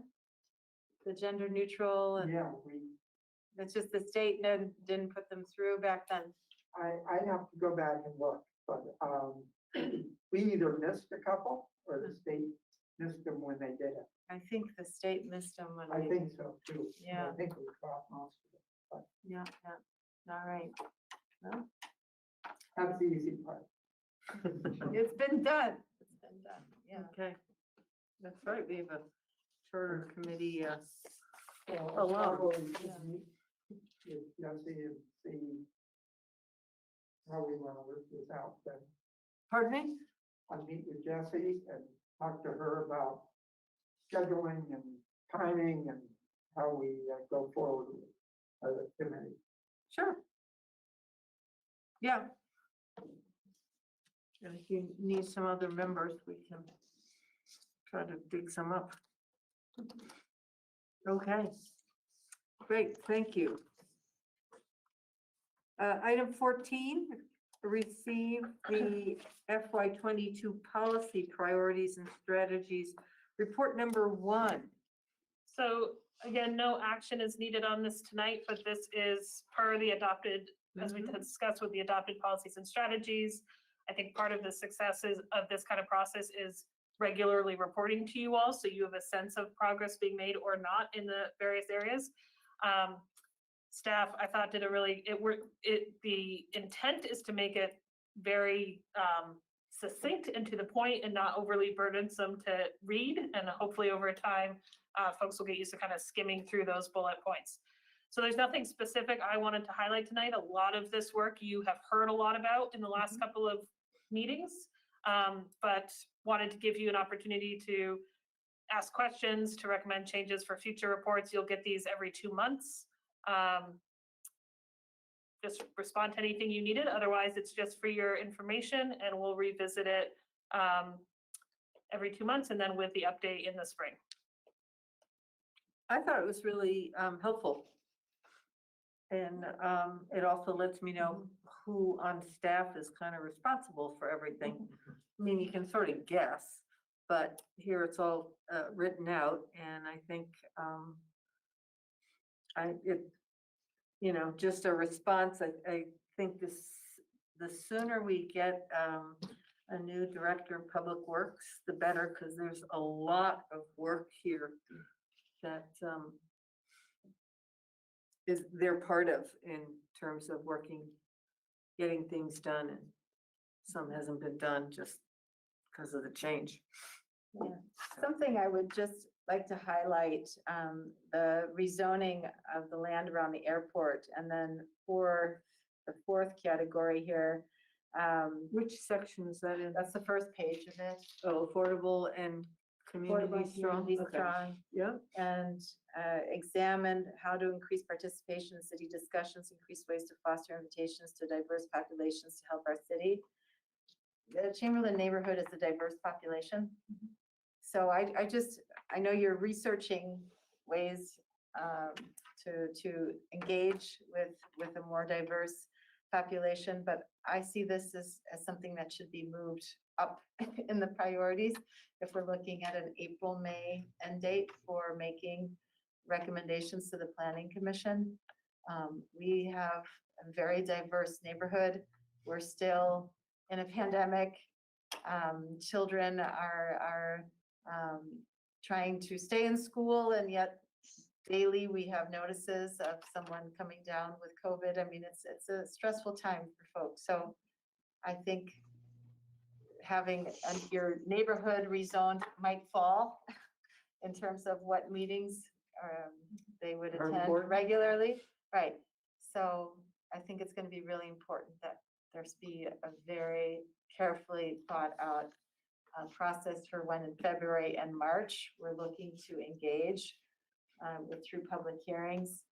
I think just putting it on, making our warning known is not going to be sufficient. So I just wanted that to be stated. Okay, thank you. Okay. Thank you. The city manager evaluation process, receive this amended and approve the process. So I gave you in your packet a memo for me recommending a process in this section of my contract that talks about my annual evaluation, and laid out a recommended process that includes an evaluation form the council would use, a questionnaire evaluation form for the leadership team, and then a timeline that would have, and of course I would do a self-evaluation too, which I actually did not put in here, but I would. And then a timeline that has us approving a process tonight. By next week, we would send around these tools to everybody. By February 4th, the feedback would be due back to an identified counselor to collect and aggregate that information. That would be shared on February 14th to be discussed in executive session with me on February 22nd, and then reported publicly on March 7th. This is a process I have used before many times with tools I've used. The tools are National League of City, the council tool is a specific National League of Cities manager evaluation tools adapted with some adaptations. It's been useful for me in the past, and really sets, I think, a good tone and shared learning between myself and the council. So happy to amend it as you all see fit, but wanted to propose something in this first year. We used something like this in the past, and some of the feedback that I'm recalling is in the portion that the council does. When the questions regarding staffing and supervision, I read through those, and some of them are really hard for me to assess because I do not see you with, the leadership team very often. And certainly, I don't believe I would be comfortable whether you develop and maintain a friendly and informal relationship with staff and workforce in general. I mean, I'm assuming you do because you're a friendly person, and that you would maintain your professional dignity. I'm sure you do that. But for me to assess that 1 to 5, so I think, and we ran into this the last time with Kevin when we did that. And some of the staffing questions. So I guess I would suggest not rewriting it necessarily, but when you get to where you have to do the score, if you feel that you really can't answer 4 of them, then you don't divide it by 5. It would, you know, and if that's an acceptable, I don't know how anyone else feels about this, but we wouldn't have to amend it if we had the opportunity to put a not applicable or, you know, I can't answer that, and then change the divisor or whatever you call that, the one you divide it by. What is that called? It's a word for it. Denominator. Denominator, yeah. Does that sound more workable to everyone? Yeah. Sure. Is that okay with you? That's fine with me. In my experience, those questions, you know how to answer when things are going really badly, but otherwise, to your point, you may not. So I think that's a pretty elegant solution to just change the denominator or put NA. Okay. Otherwise, yeah, no, we've used this tool and I think it provides a lot of good information. And is this something that is January to February in terms of preparing our responses? Is that kind of the annual calendar that you? So that's what I've seen work before, because it allows, you know, this year is a little different because you've only had me for 7 months, but in a normal year, it allows the council that I've worked with for the last year to evaluate before the council could potentially change. So to me, that timing feels right. Again, up to our shared agreement. And I'm willing to collate the stuff if you want to send it to me, unless there's someone else on the council that really wants to do that, but I sort of feel like it's a chair's responsibility. So I'm willing to do that. And I know you all want to. I nominate you. Okay, well, I thought I'd offer before I get nominated. Okay, So Helen, yes. so the last time we went through this with Kevin, right, it was in the summertime, right? And so I like this format. My only concern is that I don't see a reason to do it before March 1st. I would want to do it in the summertime to get a full year's worth of employment before the evaluation is done. Does it really matter whether it's done in the summer or by March 1st? Is it because I want to make sure? Kim, if you and I aren't here, right, there will be 2 new counselors who will not really Would have have a basis only- to respond. Yeah, 3 months of the. But there will be 3 other counselors. There will be 3 others. So I just it wasn't an issue with Kevin's, was it? I mean, was that really a problem, or? We didn't do a lot. We didn't do as evaluations as often as we probably should have. We didn't, but we did do them in June, July-ish. It dragged on a little bit too long. Probably my fault, but So that was 2017. Sorry, Tom. 18, so. Tom? I similar comment to Tim. Summertime is much better time if I was to be heavily involved in this type of process. But if this has worked well for you, Jesse, and this is a VLCT best practice with the timing as well, then I'm open to this. But I think Tim's original point is it really useful to do that now, only 7 months in. I leave that to the chair, and maybe this is more of a moderate or a modified, smaller, shorter process, and next year will be more thorough and involved around this time. So I guess 2 responses to both your comments. One, you know, I'm all for feedback. So 7-month in feedback, it's good by me. I feel like you all have worked with me enough to be able to give me some constructive criticism or information. 2, for this year, it doesn't matter at all, but I guess my concern with doing it in the summer, in July or August, is that my contract runs July 1 to June 30th.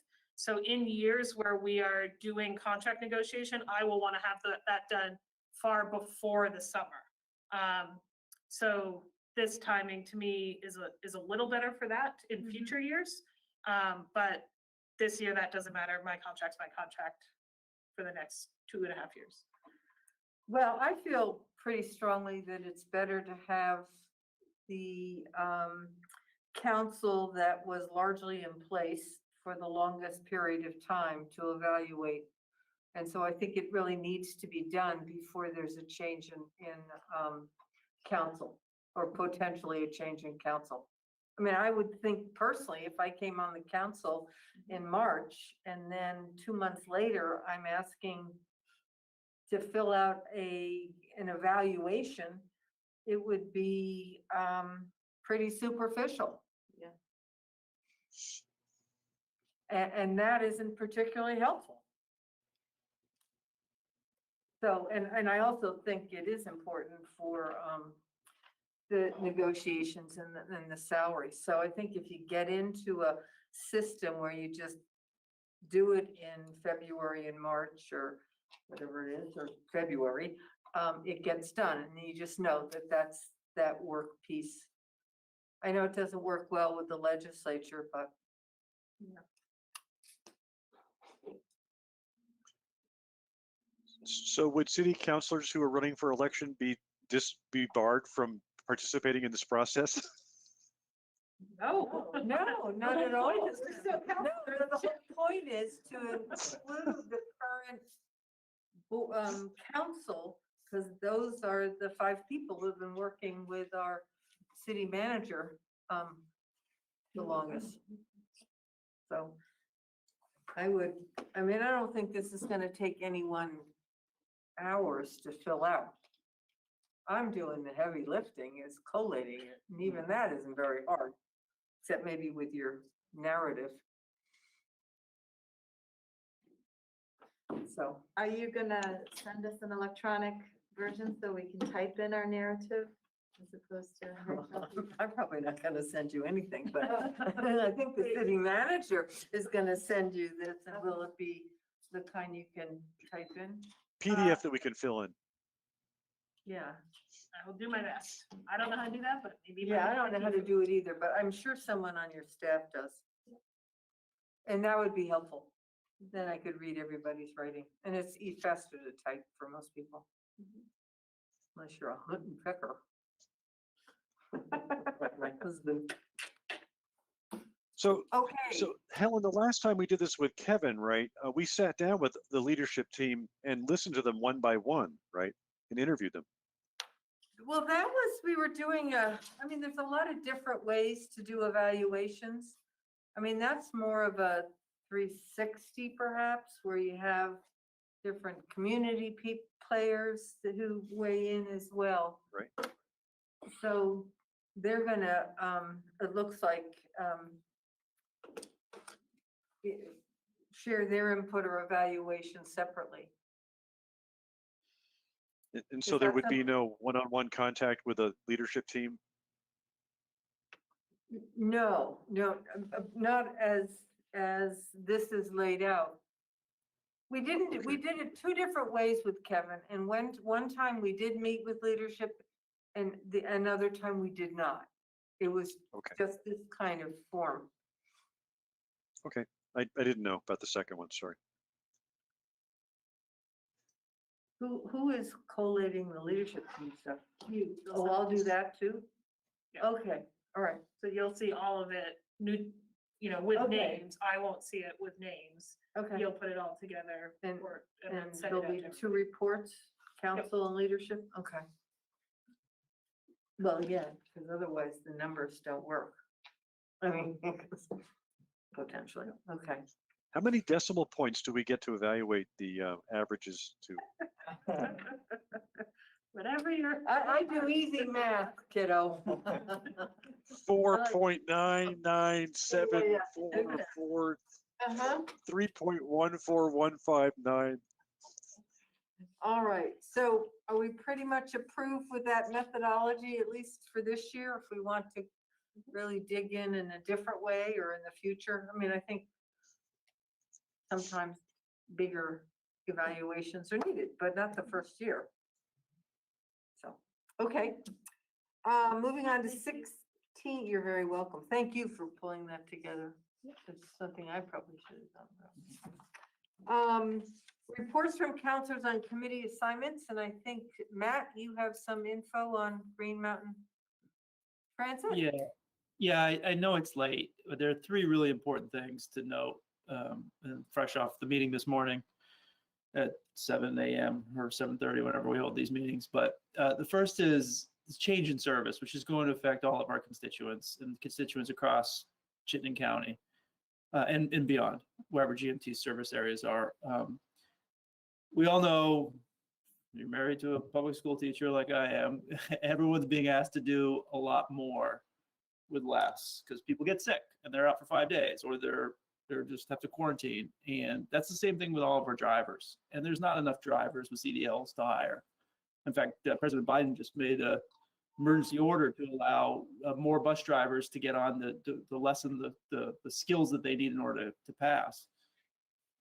The fact of the matter is, we're going to cut services. We haven't made the final decision yet, but we made a preliminary decision to go ahead with the process of reducing services, not because of money, but because lack of drivers to cover all the routes. So a driver is sick, there's not a backup to cover it, there's already too much overtime.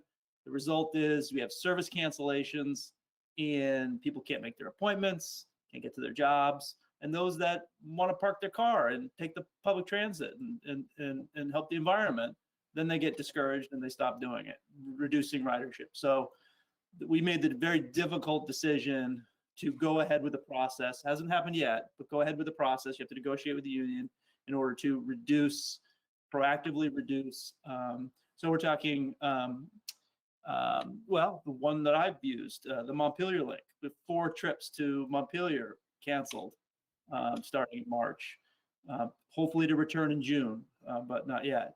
The Shelburne Road service, the trip to St. Albans, which I know people that use the medical center or people that work at the medical center use a lot. So this is going to have an impact on our community, but there's just no way around it. So it's probably going to start happening in March. People might say, why isn't the bus arriving? There's going to be some outreach already to those affected businesses and communities, but it's going to be it's not going to be great. The other is how to fund. We're beginning the process with CCRPC and how to fund public transit for the next 50 years. And amongst those, which is great, because rather than, it's going to be a professional study done by Stedman Hill Consulting with CCRPC, trying to figure out how much we should pay in assessments, each individual towns and cities. How much should we rely on fares? Should we rely on fares? Should they be free? And the fact of the matter is, as people drive electric cars, we have less money in the transportation fund that comes from the gasoline tax. Some of that gasoline tax that goes to the transportation fund goes to subsidize our public transit. So there's less of that money, which Senator Chittenden knows all too well, being on the transportation committee.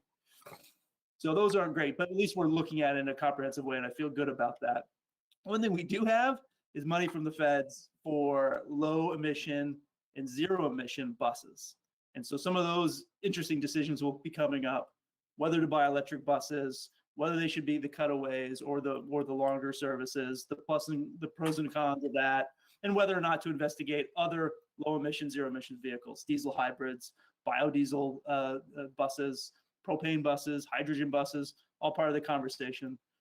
So that's an exciting project, and it's a lot more uplifting than the first two. That's it, but from the GMT. Thank you.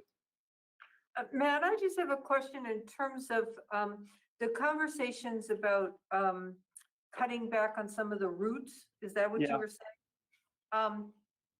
Burlington uses the buses as a school bus. So are those routes kind of held sacrosanct, and then it's all the ones into South Burlington or Winooski or other places? Is there some of that in the conversations? Yeah, so South Burlington won't be affected.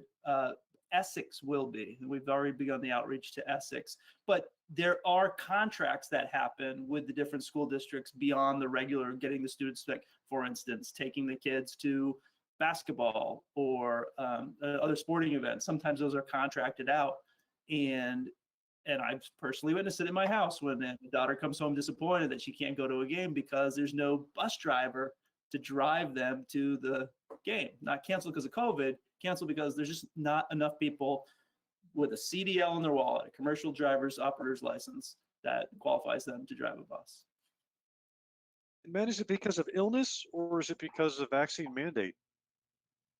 That's a great question, Tim. So yes, illness, just like in our schools, we have less teachers to cover to other teachers who are certified teachers. The vaccine mandate, interestingly enough, because the Supreme Court decision is not enforced now. We were preparing to enforce it on all of the bus drivers, but the Supreme Court said, okay, because we were part of that 100 large employers, 100 employees or less, large employers would have to insure it.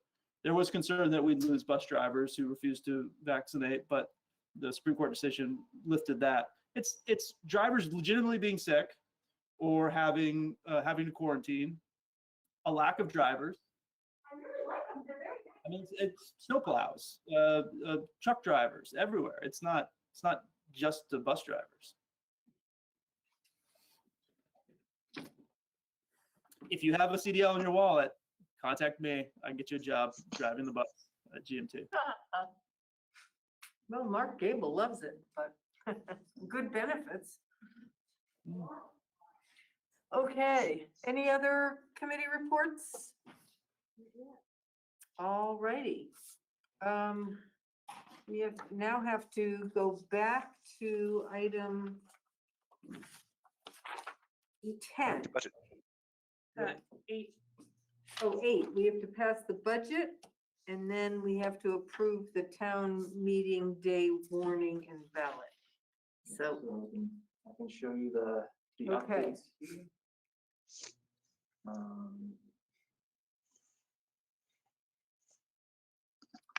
All right, so as discussed, here's the kind of final number. Hopefully you can all see it. Not well, not yet. I will. That up. You need to extra zoom in. I'm gonna bring my opera glasses. Yeah. Not that I have any, but I could go get them. So numbers to pay attention to, the total amount to be raised by taxation has been adjusted based on the numbers that were removed. That includes the CCTV Planning Commission, Fire EMS staff support, 50,000 of which was added into the revenue side. Climate Action Plan Reserve was removed. Indoor Rec was removed. City Center Capital Reserve was reduced 60,000, so it now sits at 800,000. The total reduction being the 225,900, of which we've also added the ARPA revenue. The total amount to be raised by taxation is now 17,962,812.57. That equates to a total tax rate of estimated tax rate of 0.4623, which is a 6.27 increase, overall increase, including the pennies, to the taxpayer. In terms of what that means to the average residential and average condo, let's see if I can get it there. We brought it down from the 140 number to 118.13 and 79.13 for the average condo. Thank you, that's a lot better. And Andrew, can you scroll back up and over? What's the increase for just the operations cost? 1.6? Thanks. Yep. Okay. All right, so. So there are two resolutions. One's the CIP, and the second is approving this budget. Okay. Well, I'll move approving this budget as amended or changed. Second. Is there any discussion? Oh, sorry, you can't see them. Any discussion? No? All righty. I just want to say thank you. I thought it was a very good discussion. And thank you for running the numbers again. And I know that these decisions are hard, but I feel more comfortable going to the voters with this number. So None of it was Me too. decided lightly on my behalf. Okay, so all in favor, please signify by saying aye. Aye. Aye. Aye. That's, and any opposed? Seeing none, so we approve that 5-0. Great. And then the second amendment, or the second issue to vote is on the CPI. CIP. Or CIP, because that, you had to change something to correct it, right? Correct, yep. And you adopt it annually. Right. Will you send us that spreadsheet so we have it? Yeah. Thank you. Yeah, what we did is we moved up the Spear Street bike path to 25. 25 to 27. Okay. Any discussion on that? I mean, that's what we asked them to do, so, yeah.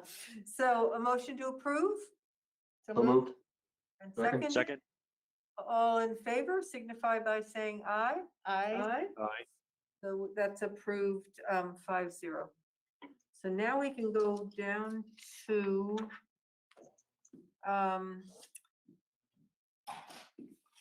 item, what did we skip? 10, I'm sorry. Skip the page over. Item 10, and we need to approve the town meeting day warning and ballot. So we go back to, we have a few less than what was on this.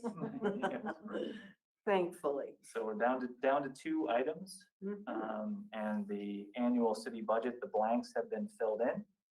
The proposed budget totals $52,525,176.75. That's including our special funds as well as our enterprise funds, as well as the pennies are included in there as well. Of which, excluding previously voter-approved levies, it is estimated $17,962,812.57 will be raised by local property taxes. You'll send that to us as well, Andrew. Yes. Thank you. So you need a motion to approve that? Yes. So moved. In a second? Second. Okay, any discussion? All right, all in favor, signify by saying aye. Aye. Aye. And any opposed? So we've passed that 5-0. Excellent. Great. Is there any other business? Tim, you always have some other business, but not tonight. Just a reminder that the Chamberlain neighborhood, the airport rezoning task force is meeting this Thursday at 7. So I know there might be some people online yet who might be interested in that. Great. Okay, so, yes. Sorry, I'm not sorry. really other business, but I'm still catching up here. So for the resolutions, for those of you who are on GoToMeeting, it would be ideal if you all could stop by City Hall sometime this week to sign the hard copy of those rather than doing the signature thing, because they will be what is printed up and advertised places. What's the deadline there, Jesse, to get there to do that for you? When do you need me by there by? End of the week. End of the week? Yeah, I can do that. Okay. We'll follow. Yeah. We can't sign them tonight. You can sign them tonight, We but they can, okay, yeah, okay. If there's no other business, then motion to adjourn. So moved. Will the sheets to be signed be at the town clerk's office at 8 o'clock in the morning tomorrow? Sure. Yes. Yeah, Yes. we can do that. Or 8:15? Yes. Don't Yes, be they- late. They will be there. Or I could just run up the stairs real quick too. I could, I don't think either Andrew or I are going to be here at 8:15 tomorrow morning. Yes. What? Why not? By 9. Where's that evaluation form? Okay, well, the meeting is All right. Oh. adjourned. Thank you. Thank you Thank all. you. Good night, everybody.